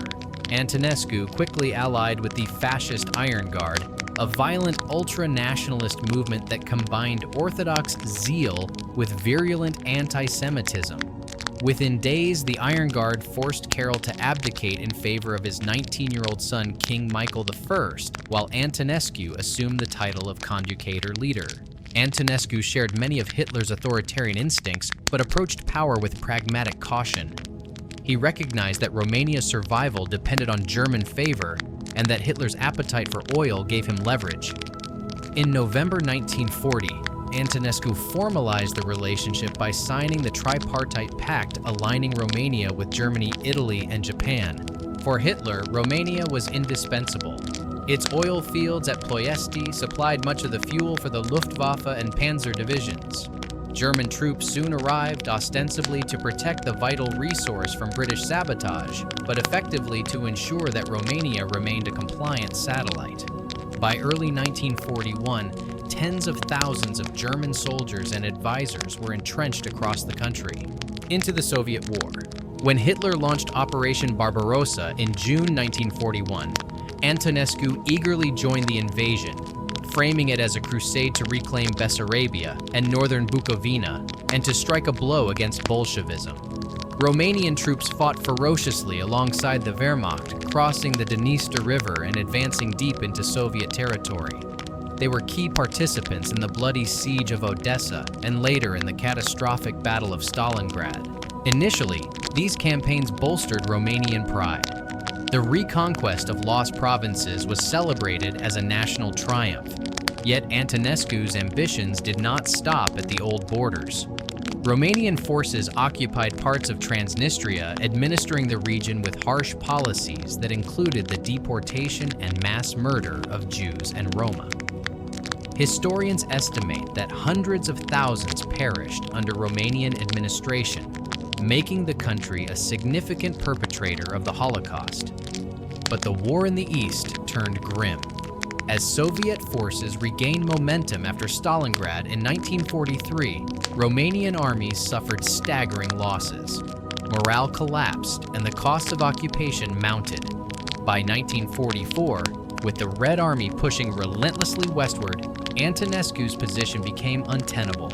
growing doubts and secret negotiations. Even as Antonescu clung to his alliance with Germany, other Romanian leaders quietly sought an exit. King Michael, though young and outwardly compliant, cultivated contacts with the clandestine opposition. Moderate politicians and military officers recognized that Germany was losing the war and feared that continued resistance would invite Soviet annihilation. Throughout early 1944, secret talks took place between Romanian envoys and representatives of the Allies and the Soviet Union. The goal was audacious: to overthrow Antonescu, switch sides, and secure Romania's post-war independence, or at least mitigate Soviet domination. Hitler sensed Romania's wavering loyalty, but could ill afford to alienate a critical oil supplier. German troops tightened their grip on key installations, but the sheer breadth of the Eastern Front limited their ability to crush Romanian dissent outright. The stage was set for a dramatic coup. King Michael's coup and the Great Defection.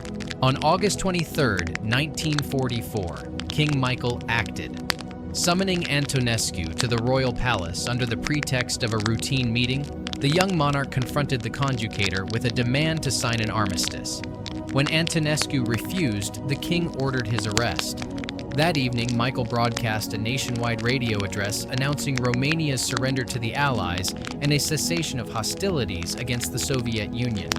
The coup electrified Europe. Overnight, a country that had been a pillar of the Axis became an allied partner. Romanian troops turned their guns on their former German comrades, fighting fiercely to drive Wehrmacht forces from their territory. The sudden reversal shocked Hitler, who raged against what he saw as treachery. The Luftwaffe bombed Bucharest in retaliation, but German forces in Romania were quickly overwhelmed by combined Romanian and Soviet troops. Romania's defection had immediate strategic consequences. The Red Army gained an unimpeded path into the Balkans, hastening the collapse of German positions in southeastern Europe. The loss of Romanian oil was a severe blow to the Reich's already strained fuel supply, crippling its ability to sustain mechanized warfare. Churchill later called King Michael's coup a tremendous stroke, noting that it shortened the war in Europe by several months. Aftermath and reckoning.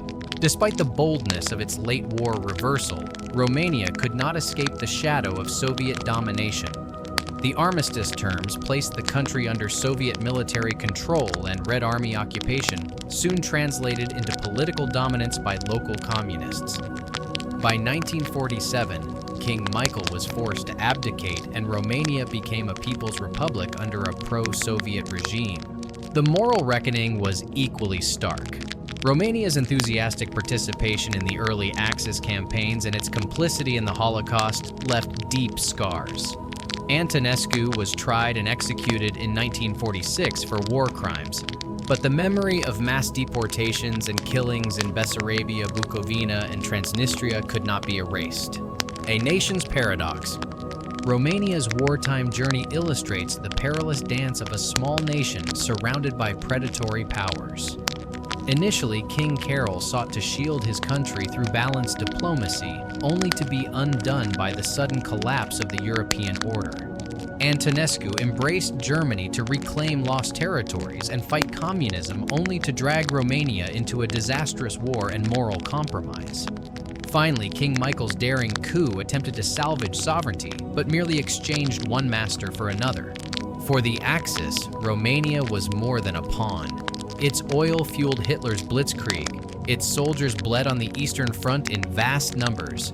Yet its ultimate defection revealed the fragility of Hitler's coalition, a reminder that alliances based on coercion and expediency can shatter with a single bold stroke.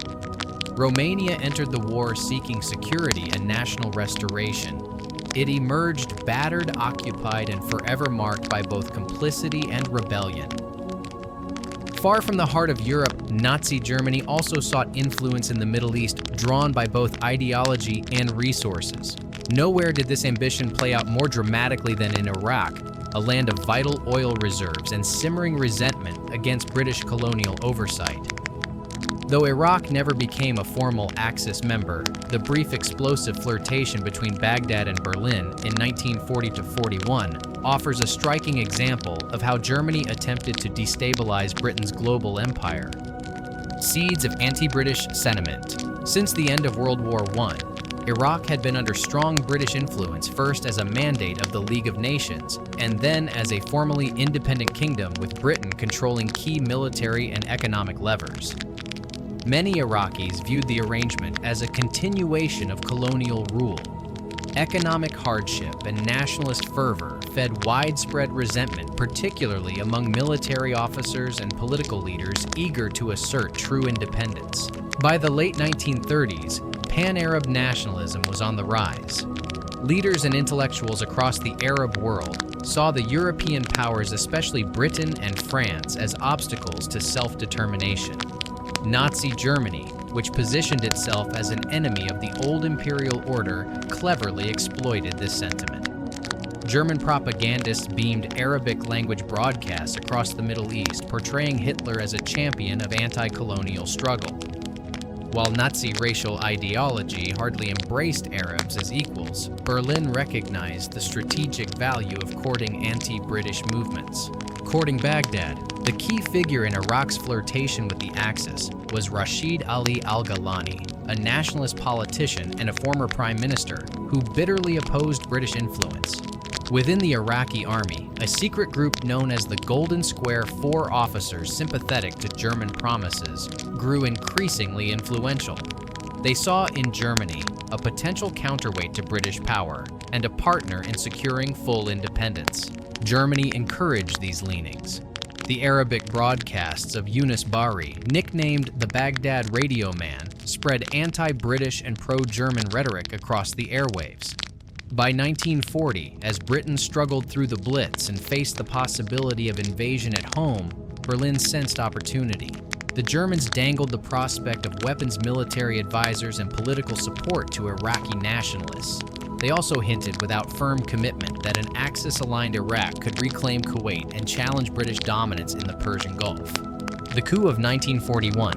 The tipping point came in April 1941 when Rashid Ali and the Golden Square launched a coup forcing the pro-British regent Prince Abd al-Ilah to flee. Rashid Ali declared a new government committed to full sovereignty and secretly reached out to Germany for military assistance. For Hitler still preparing to invade the Soviet Union, Iraq was a peripheral theater, but the chance to disrupt British control of Middle Eastern oil routes was tempting. Germany's strategy was twofold: use Iraq to threaten Britain's vital link to India and its oil supply from the Persian Gulf, and potentially ignite wider Arab revolts against colonial rule. Berlin promised arms and dispatched a small team of advisors led by Fritz Grabe, a seasoned diplomat nicknamed the German Lawrence. Italian and German aircraft were prepared for delivery through Vichy-controlled Syria. The Anglo-Iraqi War. Britain, recognizing the danger to its lifeline through the Suez Canal and the Persian Gulf, reacted swiftly. British forces in India and Palestine moved to secure the vital RAF base at Habbaniyah, west of Baghdad. In early May 1941, fighting erupted between British garrison troops and Iraqi forces loyal to Rashid Ali. The Anglo-Iraqi War was brief but intense.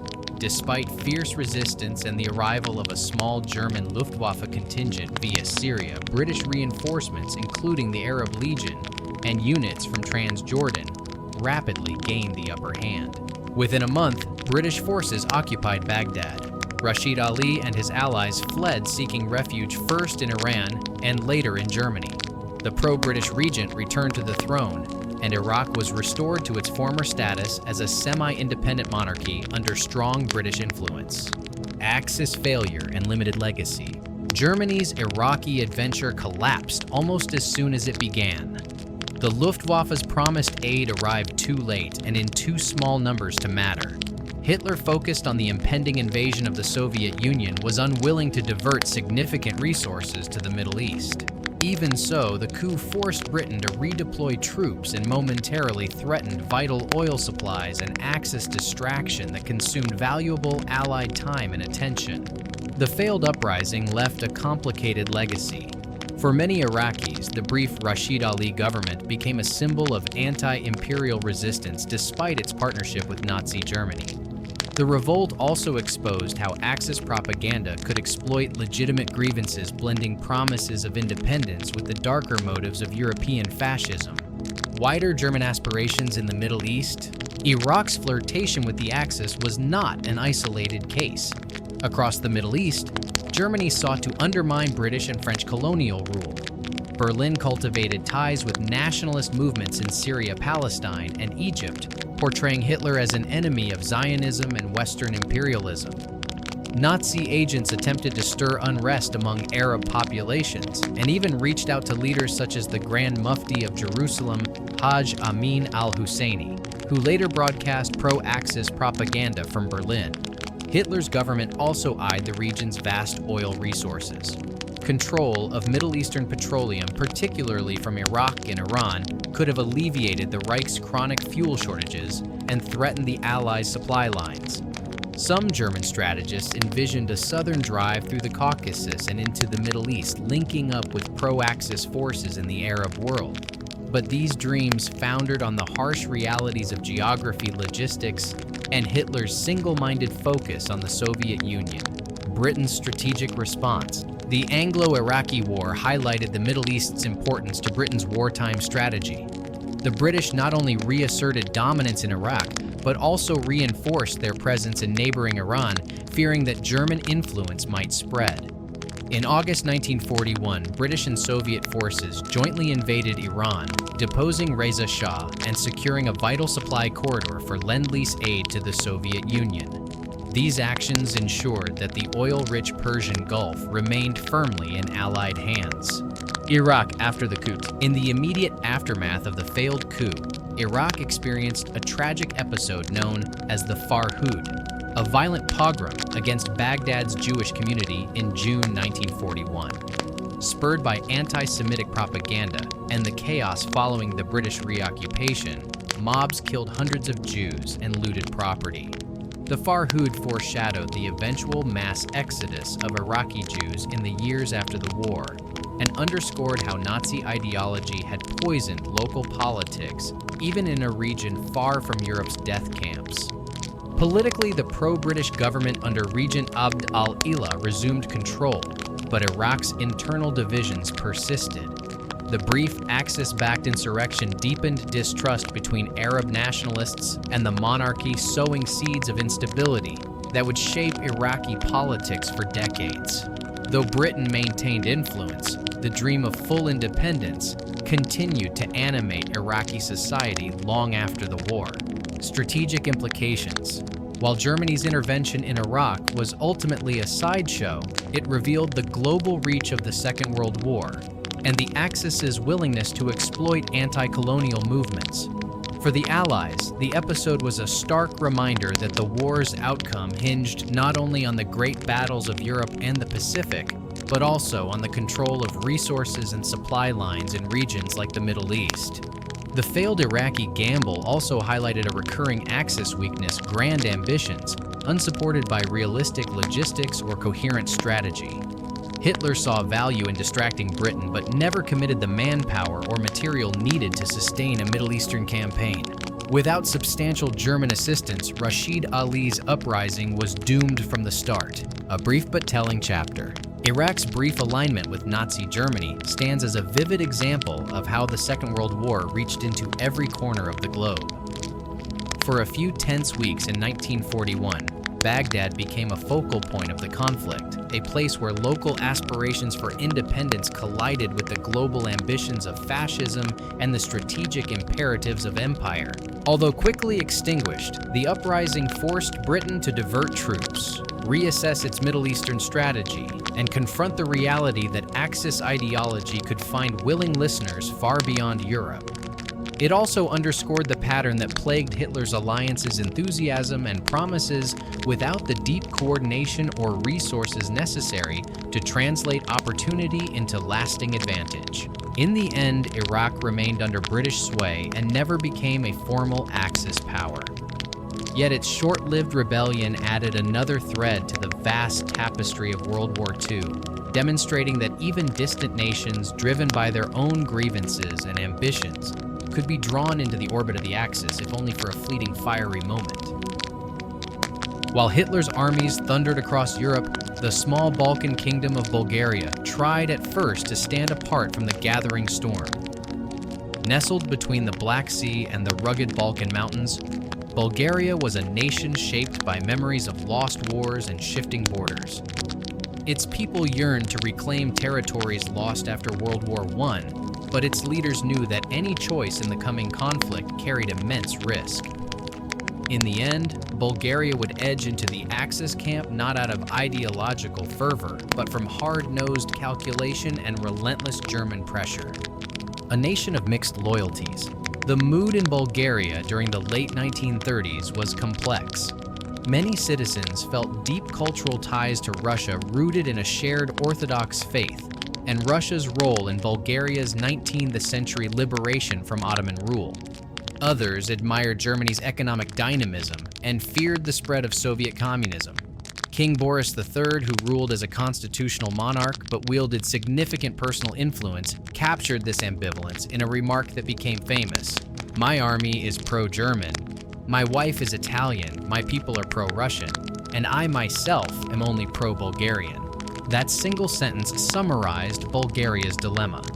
Boris wanted to recover the territories of southern Dobruja, Thrace, and Macedonia lost after the First World War, but he also wanted to preserve independence and avoid the devastation of a continent-wide war. His strategy was to maneuver carefully, keeping all options open while waiting to see which side would dominate. German pressure mounts. As Hitler tightened his grip on Eastern Europe, Bulgaria's neutral stance grew harder to maintain. By 1940, the Reich's power was undeniable. Germany had overrun Poland, Norway, France, and the Low Countries. The Balkans suddenly became critical to Hitler's next moves, both for securing supply lines to Greece and for protecting his southern flank in the coming invasion of the Soviet Union. Bulgaria, with its Black Sea coast and railways to Greece and Turkey, was a key piece of that puzzle. Berlin began courting Sofia with a mixture of threats and inducements. German diplomats hinted that Bulgaria could regain lost territories if it cooperated. They also encouraged pro-Axis propaganda and gave economic aid. At the same time, they quietly warned that resisting Germany might invite invasion. King Boris maneuvered for time. In September 1940, he negotiated a peaceful recovery of southern Dobruja from Romania, an early diplomatic victory achieved with German and Italian support. This success, won without firing a shot, convinced many Bulgarians that alignment with Berlin might serve national goals. The Tripartite Pact and the March of 1941. By early 1941, the situation reached a climax. Hitler demanded Bulgarian cooperation for his planned invasions of Greece and Yugoslavia. Boris faced an agonizing choice. British envoys urged him to resist, but the British army was far away and already stretched thin. The Soviet Union, though culturally linked to Bulgaria, was bound to Germany by the Molotov-Ribbentrop Pact and offered no guarantees. On March 1, 1941, Boris yielded. Bulgaria signed the Tripartite Pact, formally joining the Axis alongside Germany, Italy, and Japan. Almost immediately, German troops poured into the country using Bulgarian territory as a springboard for their assaults on Greece and Yugoslavia. Though Bulgarian forces did not take part in the initial invasions, their logistical support proved essential. Railways and roads carried the Wehrmacht southward in lightning operations that quickly overwhelmed Allied defenses. Gains without major fighting. Bulgaria's reward came swiftly. After the collapse of Yugoslavia and Greece in April 1941, Germany allowed Bulgaria to occupy Greek Thrace and much of Vardar, Macedonia. These territories, long coveted as part of a greater Bulgaria, were celebrated in Sofia as a historic vindication. For many citizens, it seemed that Boris had achieved the dream of territorial restoration without plunging the country into full-scale war. Crucially, Boris refused to send Bulgarian troops to fight the Soviet Union when Germany launched Operation Barbarossa in June 1941. Despite Berlin's pressure, he insisted that Bulgaria's participation was limited to occupying its new Balkan acquisitions and guarding the Black Sea coast. His decision reflected not only popular pro-Russian sentiment, but also a shrewd awareness of the risks of a war in the vast, unforgiving East. Relations with the Jewish population. Bulgaria's treatment of its Jewish citizens offers another striking example of Boris's cautious balancing act. In 1941 and 1942, under Axis pressure, Sofia enacted anti-Semitic laws and agreed in principle to deport Jews from newly occupied Thrace and Macedonia. Tragically, thousands of Jews from those territories were indeed sent to Nazi death camps. However, a powerful domestic backlash emerged when German authorities demanded the deportation of Bulgaria's own Jewish population. Members of parliament, Orthodox church leaders, and ordinary citizens protested. Boris, aware of this resistance and unwilling to inflame public opinion, stalled and ultimately refused to hand over Bulgaria's core Jewish community. Roughly 50,000 Bulgarian Jews survived the war, a rare case of mass rescue in Nazi-dominated Europe, even as the regime remained complicit in atrocities elsewhere. Growing strains and the king's death. As the war dragged on and the Axis suffered setbacks, Boris faced increasing tension. Allied bombers struck Bulgarian cities in 1943 and 1944, bringing home the reality that Germany might not win. Domestic opposition grew more vocal, and communist partisans gained strength in the countryside. In August 1943, after a visit to Hitler's headquarters in East Prussia, Boris died suddenly of heart failure, sparking rumors of poisoning that have never been fully resolved. His 6-year-old son, Simeon II, became king under a regency, but real power began to fragment among military leaders and political factions. The Soviet advance and a sudden flip. By mid-1944, the Red Army was driving through Romania toward the Balkans.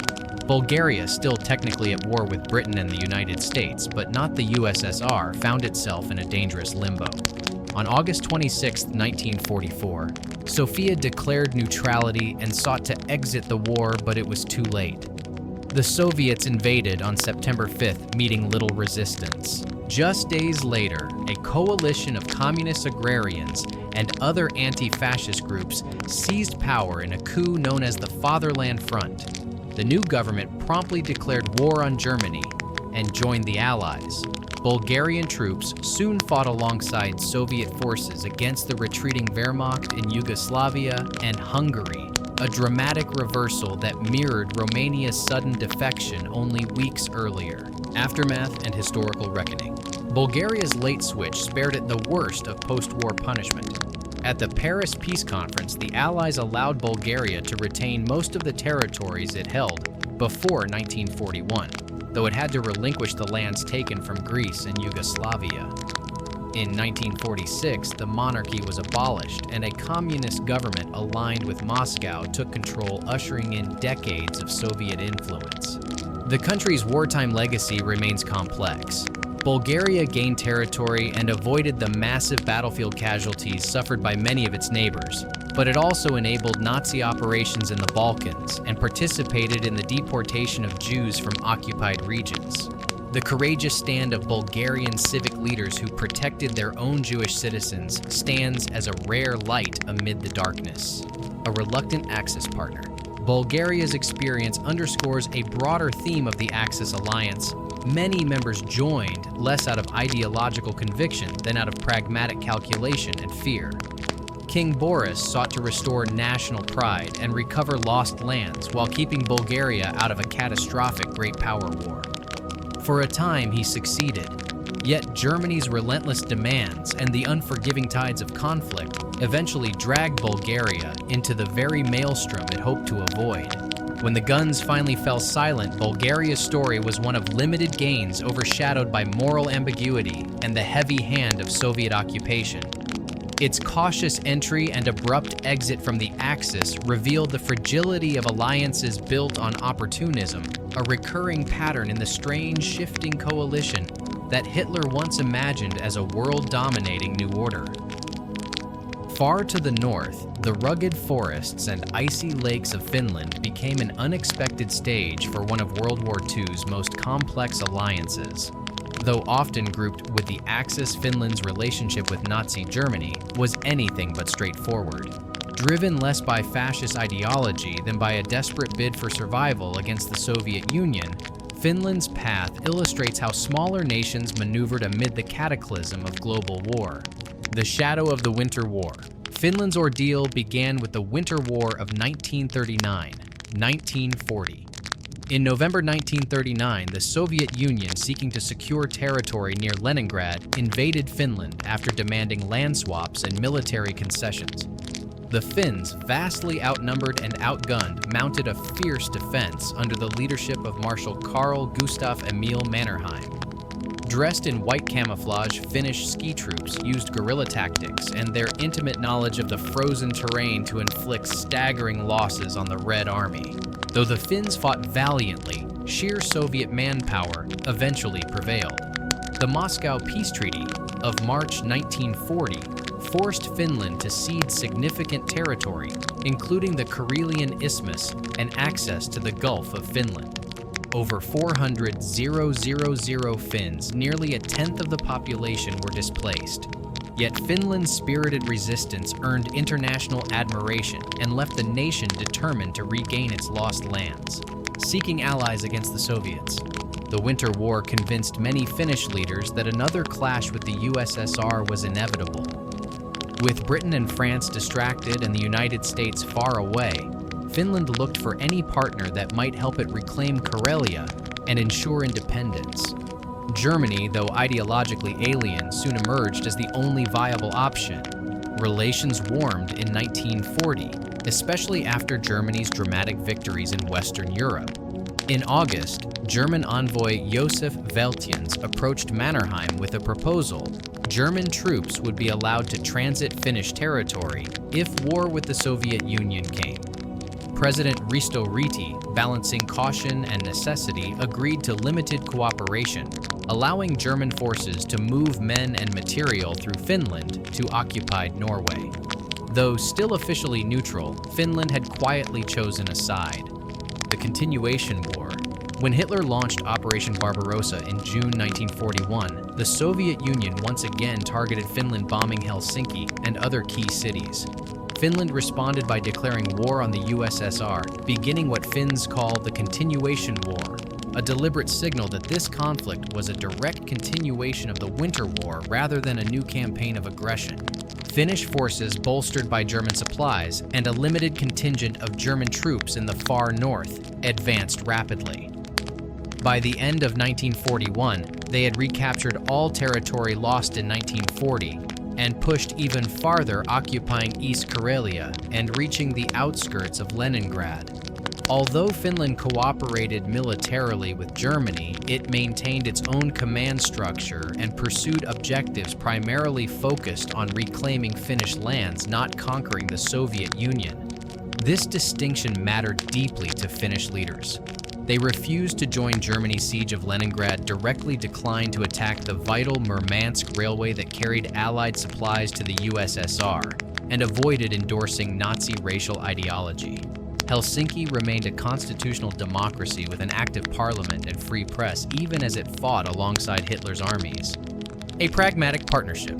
Despite these limits, the alliance brought tangible benefits to both sides. For Germany, Finland provided a northern flank that tied down significant Soviet forces and offered bases for operations in the Arctic. German troops operated from Lapland to threaten Murmansk and the Arctic convoys, bringing supplies from Britain and America to the Soviet Union. For Finland, German assistance meant weapons, ammunition, and crucial economic support. German deliveries of grain helped stave off famine during the war years. Yet the relationship remained pragmatic rather than fraternal. Mannerheim and Ryti kept channels open to the Western Allies, and many Finns saw themselves as co-belligerents rather than true Axis members. The tide turns. By 1943, the strategic balance shifted. The Red Army's victories at Stalingrad and Kursk signaled that Germany was losing the war. Finnish leaders grew increasingly uneasy. President Ryti explored potential peace terms with the Allies, but Stalin demanded harsh concessions, including extensive territorial losses and heavy reparations. For a time, Finland hesitated, hoping Germany might still negotiate a settlement that preserved more of its sovereignty. The dilemma deepened in 1944 when the Soviets launched a massive summer offensive on the Karelian Isthmus. Finnish defenses buckled and Soviet troops threatened to break through to Helsinki. In desperation, Ryti struck a temporary deal with Germany, accepting additional weapons and economic aid in exchange for a pledge not to make a separate peace. The new arms, including advanced anti-tank weapons, allowed Finland to halt the Soviet advance at the Battle of Tali-Ihantala, the largest battle in Nordic history and a remarkable defensive success. The Moscow Armistice and Lapland War. Despite this tactical victory, Finland knew the war was unwinnable.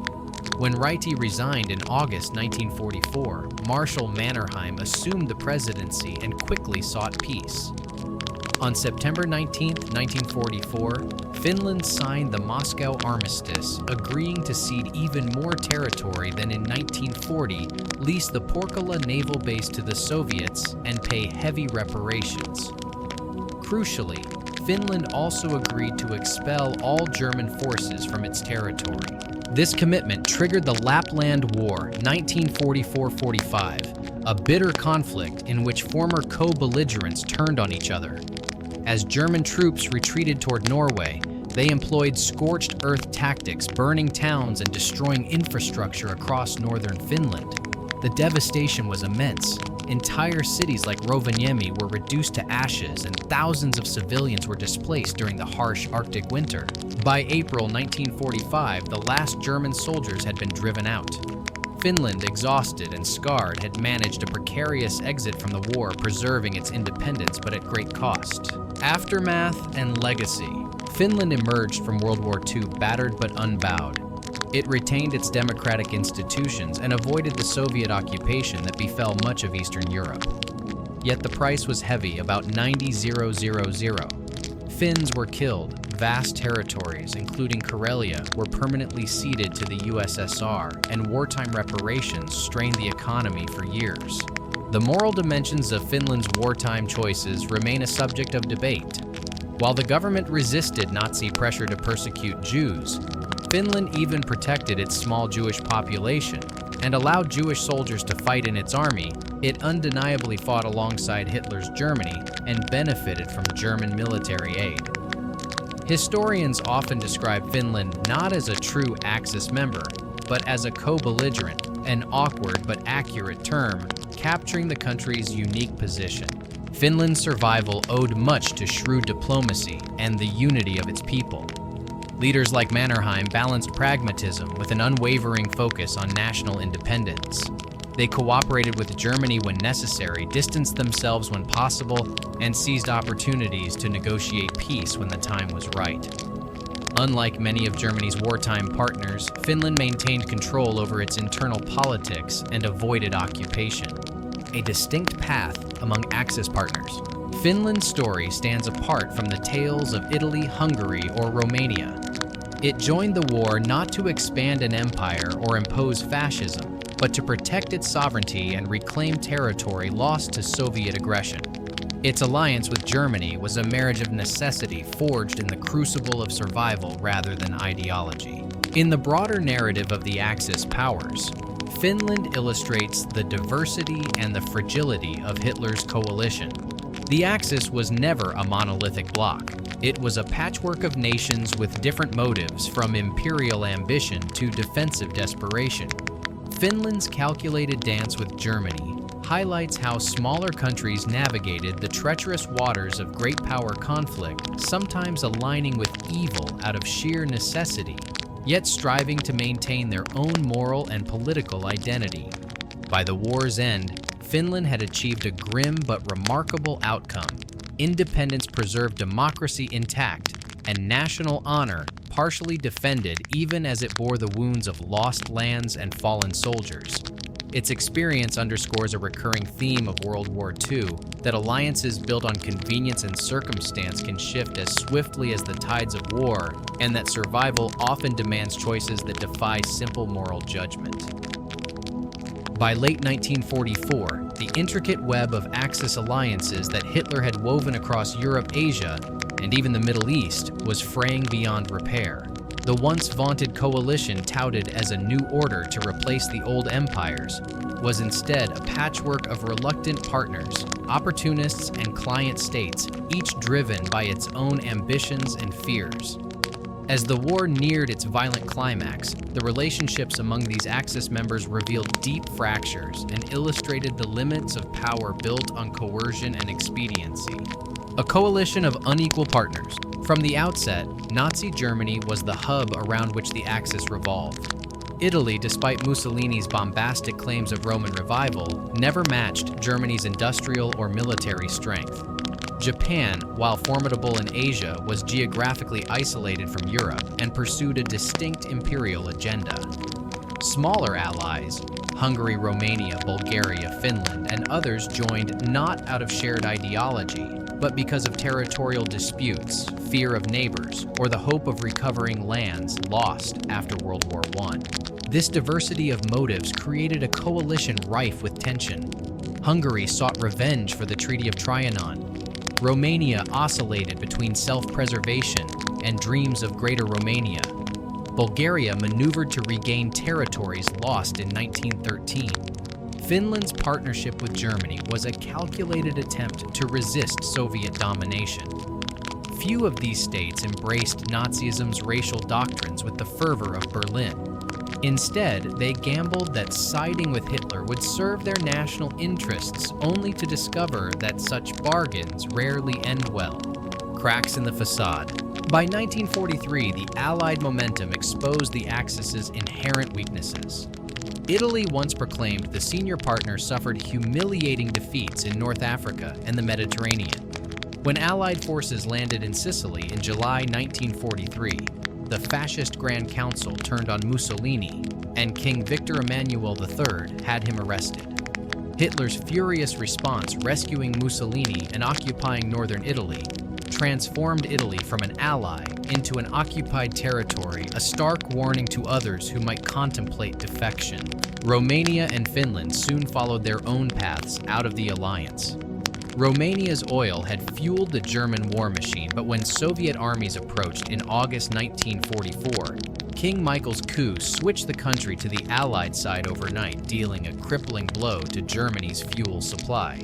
Finland, too, sought a separate peace after withstanding massive Soviet assaults. Its September 1944 armistice required expelling German troops, sparking the Lapland War. Hungary tried to negotiate with the Allies, prompting Germany to occupy the country in March 1944. Each of these shifts underscored a grim reality: the Axis lacked genuine cohesion.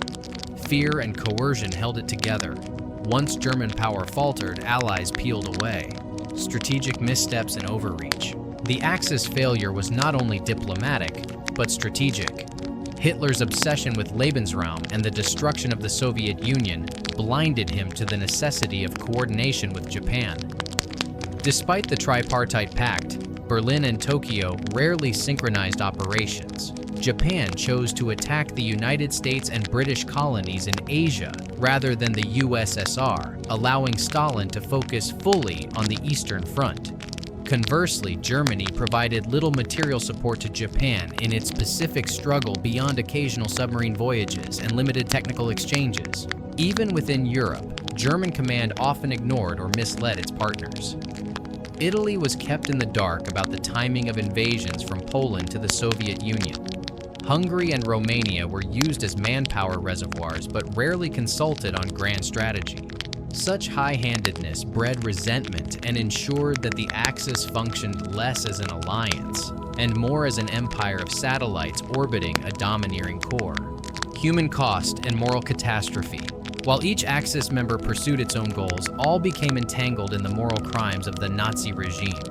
Some participated directly in the Holocaust. Romania's regime under Ion Antonescu oversaw mass killings of Jews and Roma in territories such as Transnistria. Hungary, after German occupation in 1944, facilitated the swift deportation of hundreds of thousands of Jews to Auschwitz. Bulgaria, though it deported Jews from occupied Thrace and Macedonia, famously resisted German demands to deport its own Jewish citizens, a rare instance of successful internal opposition. Finland protected its small Jewish community even while fighting alongside the Wehrmacht. These varied responses reveal a spectrum of complicity and resistance, but none of the Axis powers could entirely escape the moral taint of alliance with Hitler. For smaller states, the lure of territorial gain or protection from rivals often came at the price of association with unprecedented atrocities. The collapse of the New Order. As 1944 turned to 1945, the Axis world unraveled with dizzying speed. The Red Army swept through Eastern Europe, toppling German-backed regimes one after another. The Western Allies liberated France and advanced toward the Rhine. Italy descended into a brutal civil war between fascist loyalists and partisans, ending with Mussolini's capture and execution in April 1945. In the Pacific American victories at Midway, Guadalcanal, and later the Marianas and Philippines, reversed Japan's early conquests. By mid-1945, relentless bombing campaigns and naval blockades left the Japanese Empire starved and isolated. Germany's final months were a study in desperation. Surrounded on all sides, the Nazi state relied increasingly on child soldiers and hastily conscripted Volkssturm militias.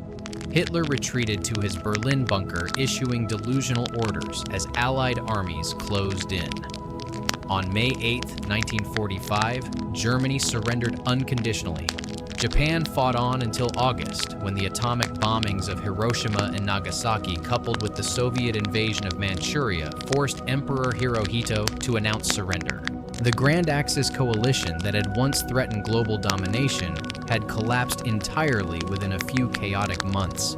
What Hitler envisioned as a 1,000-year Reich had lasted barely 12. Lessons of fragile alliances. The story of the Axis offers enduring lessons about the perils of alliances built on coercion, opportunism, and ideological extremism.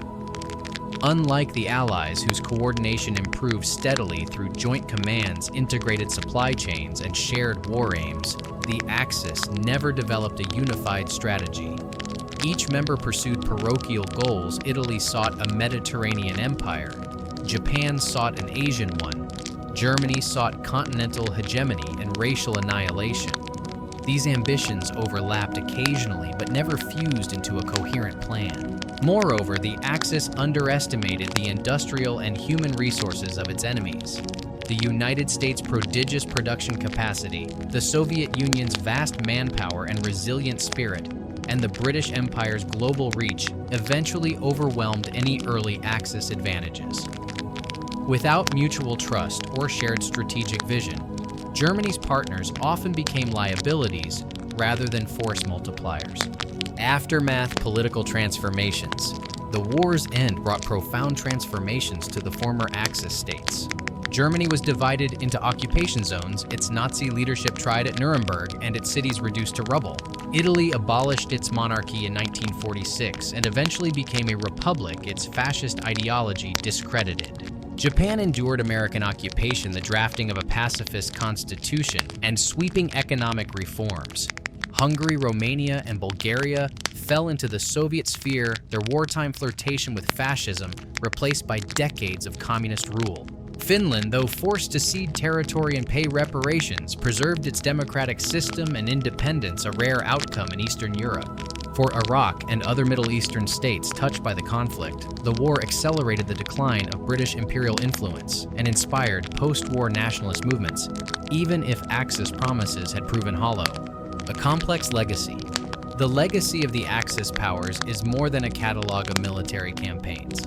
It is a cautionary tale of how fear, ambition, and ideology can drive nations into disastrous entanglements.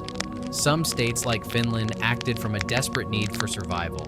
Others, like Romania and Hungary, sought territorial expansion and paid with occupation and moral compromise.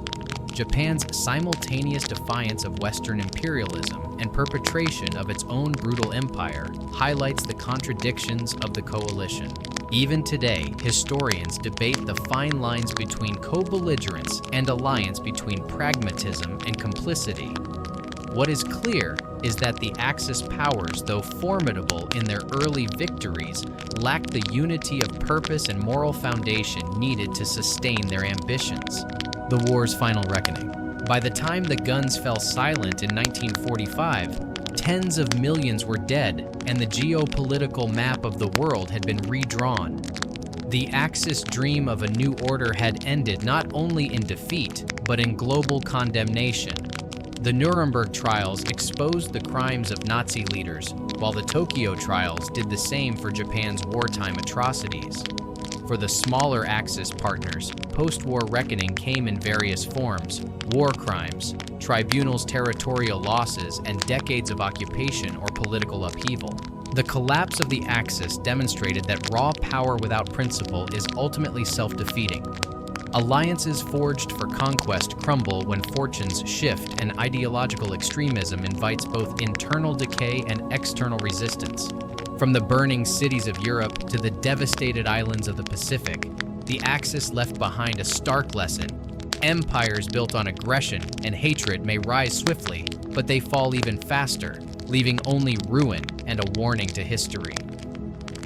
The Second World War was more than a clash of armies and ideologies. It was a storm that swept across continents, pulling nations into its vortex, whether they sought glory survival or simply a chance to settle old scores. When people picture the Axis powers, the mind instantly conjures the chilling image of Nazi Germany, Adolf Hitler's swastika banners unfurling across Europe, and the rising sun of Imperial Japan sweeping across the Pacific. Perhaps Mussolini's Italy follows close behind, sometimes reduced to comic relief in hindsight. Yet the Axis was never a simple trio of villains. It was a fluid, opportunistic coalition of states whose participation ranged from eager to reluctant, their motives as varied as their flags. From the start, Hitler understood that his grand crusade against what he called Judeo-Bolshevism and all non-Aryan peoples would demand far more than fiery speeches or a loyal German populace. Conquest required men weapons and resources, and to gather those he needed allies. Some partners would share his fascist ideology, others would be tempted by promises of lost territory restored or ancient grudges avenged. A few would merely see a chance to survive the chaos by siding with the wolf instead of the lamb. The Axis, therefore, was less a single iron alliance and more a shifting web of convenience bound by ambition, fear, and the calculated gamble that Germany might actually win. Europe in the early 1930s was ripe for such calculations. The scars of the Great War still throbbed economies battered by the Depression, fragile democracies wrestling with extremism, and the old empires of Britain and France weary, but still grasping for influence. Against this unstable backdrop, Hitler's rise electrified both admirers and enemies. His call for a racially pure empire resonated with certain nationalist movements, while his promise to upend the Versailles Order unsettled every neighbor. Yet for all his bravado, even Hitler recognized that Germany could not wage total war alone. He needed collaborators who could open doors geographically, economically, and militarily. The first natural candidate was Benito Mussolini's Italy. Both nations strutted beneath the banners of fascism, and Hitler openly admired Il Duce's earlier seizure of power. But admiration alone does not make a friendship. When the two leaders first met in Venice in 1934, the encounter was famously awkward. Mussolini, dressed in full military regalia and expecting deference, found himself trapped in a one-sided conversation. Hitler droned on for nearly an hour, repeating the rhetoric of Mein Kampf with such intensity that Mussolini barely squeezed in a few polite replies. Italian General Pietro Badoglio later recalled that Mussolini was unimpressed, finding the German leader's manner overbearing and tedious. For a time, it seemed the budding relationship might wither before it ever bloomed. Yet geopolitics has a way of reshuffling personal impressions. In 1935, when Mussolini launched his brutal invasion of Ethiopia, the world reacted with outrage. Britain and France condemned the aggression and imposed economic sanctions, leaving Mussolini increasingly isolated. Hitler seized the opportunity. Germany, still maneuvering its way back onto the international stage, offered support instead of censure. German supplies quietly flowed to Italy, and Hitler signaled his approval of Italy's imperial ambitions. This calculated gesture melted much of the earlier frost between the two dictators. Mussolini, flattered and pragmatic, began to view Hitler less as a rival and more as a useful partner against the scolding democracies. This growing rapport coincided with Hitler's own bold moves. Germany's reoccupation of the Rhineland and the rapid expansion of its military signaled that the Nazi regime intended to rewrite the post-World War I order. The League of Nations, powerless to stop either Italian or German aggression, became a hollow stage set for speeches. Both dictators drew the same lesson: the old powers could be defied, and defiance paid dividends. Mutual defiance bred mutual respect. By 1936, the courtship was official. The Rome-Berlin Axis was proclaimed, a dramatic phrase meant to suggest that all of Europe would one day revolve around the partnership of fascist Italy and Nazi Germany.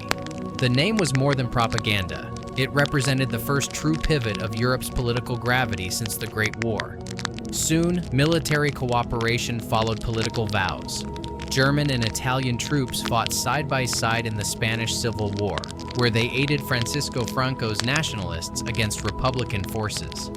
The conflict became a proving ground for new weapons tactics and the ideological fervor that would later engulf the continent. Still beneath the grand gestures, differences lingered. Mussolini fancied himself the senior statesman, the veteran revolutionary, who had shown Hitler how to seize power.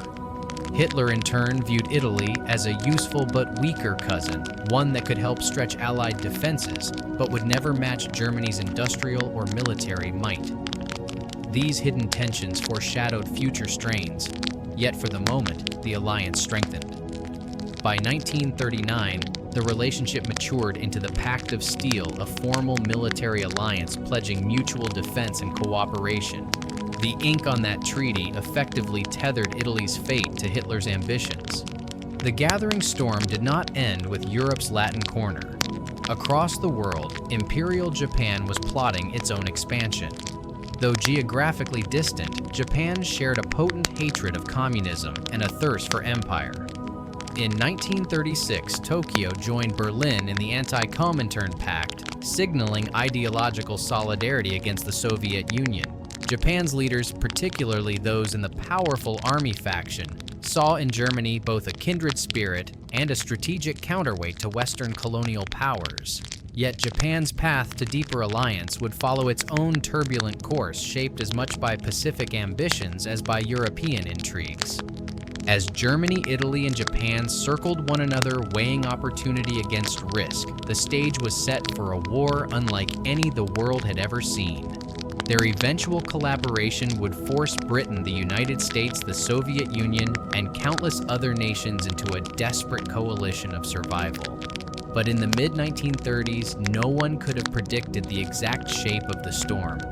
The Axis began not as a grand design, but as a series of calculated steps, gestures of support, shared enemies, and the cold realization that in a world teetering on the edge of chaos, alliances, no matter how uneasy, were the currency of power. The world watched, some in fascination, others in dread, as these steps quickened into a march. Soon, the names Hitler, Mussolini, and Hirohito would be etched together in history's darkest ledger. And behind them stood a motley assortment of nations, some ambitious, some coerced, others merely opportunistic, each ready to stake its future on the belief that the Axis might prevail.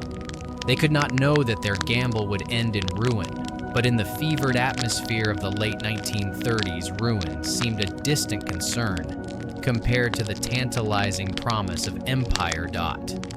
By the final months of 1945, the Axis powers, once united by ambition and opportunism, had vanished. What remained was a scarred world reckoning with unimaginable destruction. Yet the story of their downfall did not end with surrender documents or the smoke of ruined capitals. The post-war years forced each former Axis nation and the many regions they had touched to confront consequences that would shape global politics for decades. Germany, from ruin to reckoning. Germany's collapse was total. Cities like Berlin, Hamburg, and Dresden lay in rubble from relentless Allied bombing. Millions of refugees streamed westward to escape the advancing Red Army, while the nation itself was carved into occupation zones controlled by the United States, the United Kingdom, France, and the Soviet Union. The Nuremberg trials beginning in late 1945 exposed the full scope of Nazi crimes. High-ranking officials faced charges of war crimes against humanity and waging aggressive war. The revelations industrialized genocide medical experiments and systematic terror shocked the world. For ordinary Germans, the trials forced a painful reckoning with the atrocities committed in their name. Politically, Germany split into East and West, becoming the central fault line of the Cold War. West Germany, under Allied guidance, would rebuild as a democratic state and economic powerhouse. East Germany, under Soviet control, became a communist republic. The dream of a thousand-year Reich had not merely failed, it had inverted, leaving Germany divided and occupied. Italy, the first to fall. Italy's experience embodied the fragility of alliances built on personal power.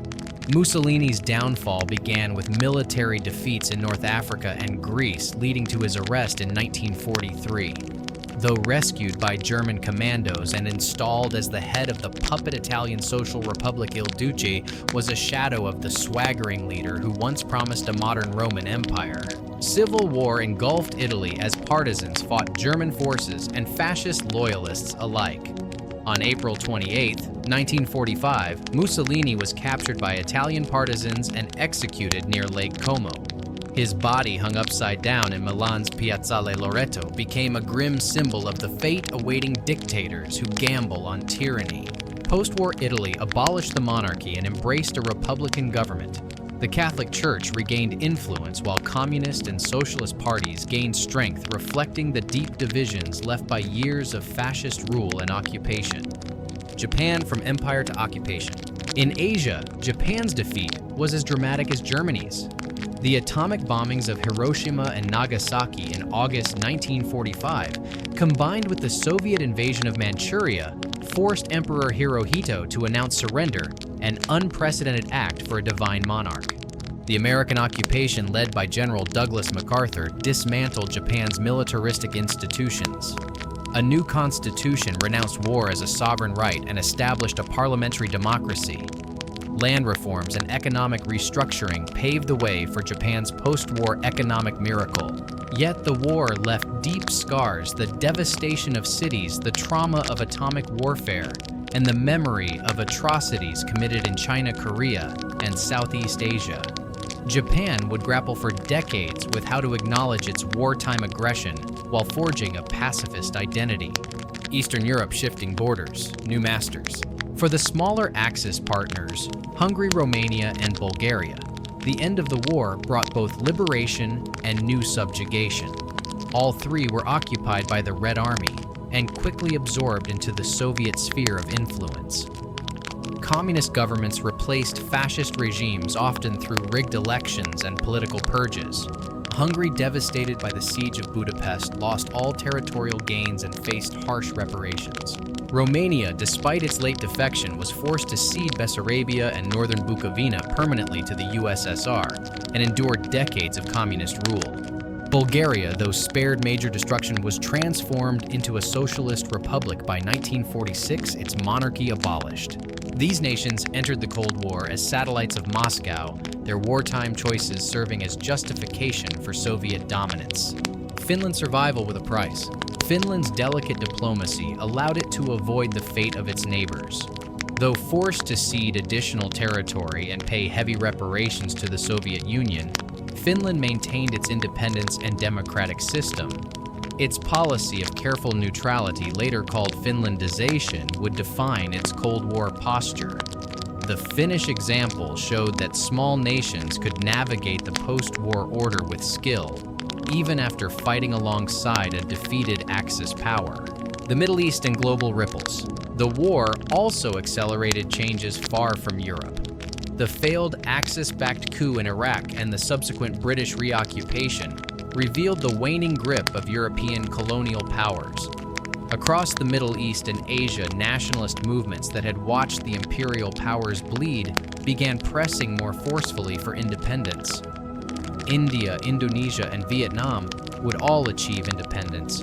Within a few years, their struggles inspired in part by the weakening of European empires during the war. In China, Japan's surrender ended years of brutal occupation, but reignited the civil war between nationalists and communists, leading to the victory of Mao Zedong in 1949 and the founding of the People's Republic of China.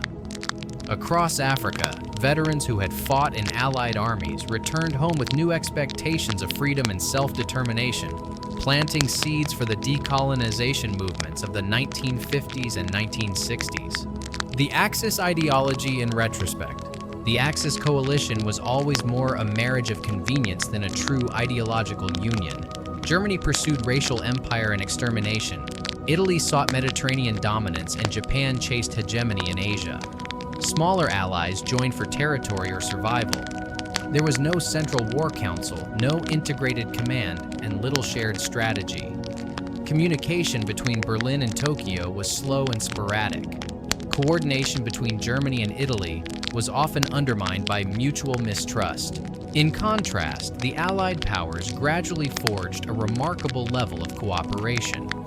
From the combined chiefs of staff to joint operations like D-Day, the Allies pooled resources, shared intelligence, and synchronized strategy across continents. Where the Axis fractured under pressure, the Allies became stronger as the war progressed. Moral reckoning and memory. The aftermath of the Axis defeat forced the world to confront the moral abyss revealed by the war. The Holocaust, in which 6 million Jews and millions of others were systematically murdered, remains the most horrifying example of industrialized genocide. Trials at Nuremberg and Tokyo established legal precedents for crimes against humanity, but no tribunal could fully reckon with the human suffering unleashed by Axis aggression. In countries that had allied with or been occupied by the Axis, memory of the war remains complicated. Bulgaria honors the civic courage that saved its Jewish citizens, even as it confronts its role in deportations from occupied territories. Finland carefully distinguishes between co-belligerence and alliance, emphasizing its defensive motives while acknowledging the painful compromises of survival. Hungary and Romania wrestle with the legacy of collaboration and the shadow of the Holocaust on their soil. A world redrawn. The geopolitical map that emerged from the Axis defeat laid the foundation for the modern world. The United Nations was founded in 1945 to prevent future global conflicts. The United States and the Soviet Union emerged as superpowers, beginning the Cold War rivalry that would dominate global affairs for nearly half a century. Former colonies accelerated their quests for independence, reshaping Asia, Africa, and the Middle East. The Axis powers, once poised to dominate vast regions, instead catalyzed the very changes they sought to suppress. Their aggression spurred unprecedented cooperation among the Allies and inspired liberation movements that ultimately dismantled colonial empires. The enduring lesson. The story of the Axis is ultimately a warning about the limits of power built on aggression and fear. Germany, Italy, and Japan each believed they could impose a new order through force and ideology. For a brief, terrifying time, they succeeded in shaking the world. But their alliance lacked the mutual trust and moral foundation needed to endure. Each member pursued its own goals, often at cross purposes, and each underestimated the resilience and industrial might of the Allied nations. When the tide turned, their coalition collapsed with breathtaking speed, leaving only ruins and a cautionary tale etched into history. The ashes of Berlin, the ruins of Hiroshima, the broken streets of Budapest and Manila all testify to the same truth. Empires of conquest may rise in a blaze of ambition, but they cannot escape the reckoning of a united world determined to resist tyranny.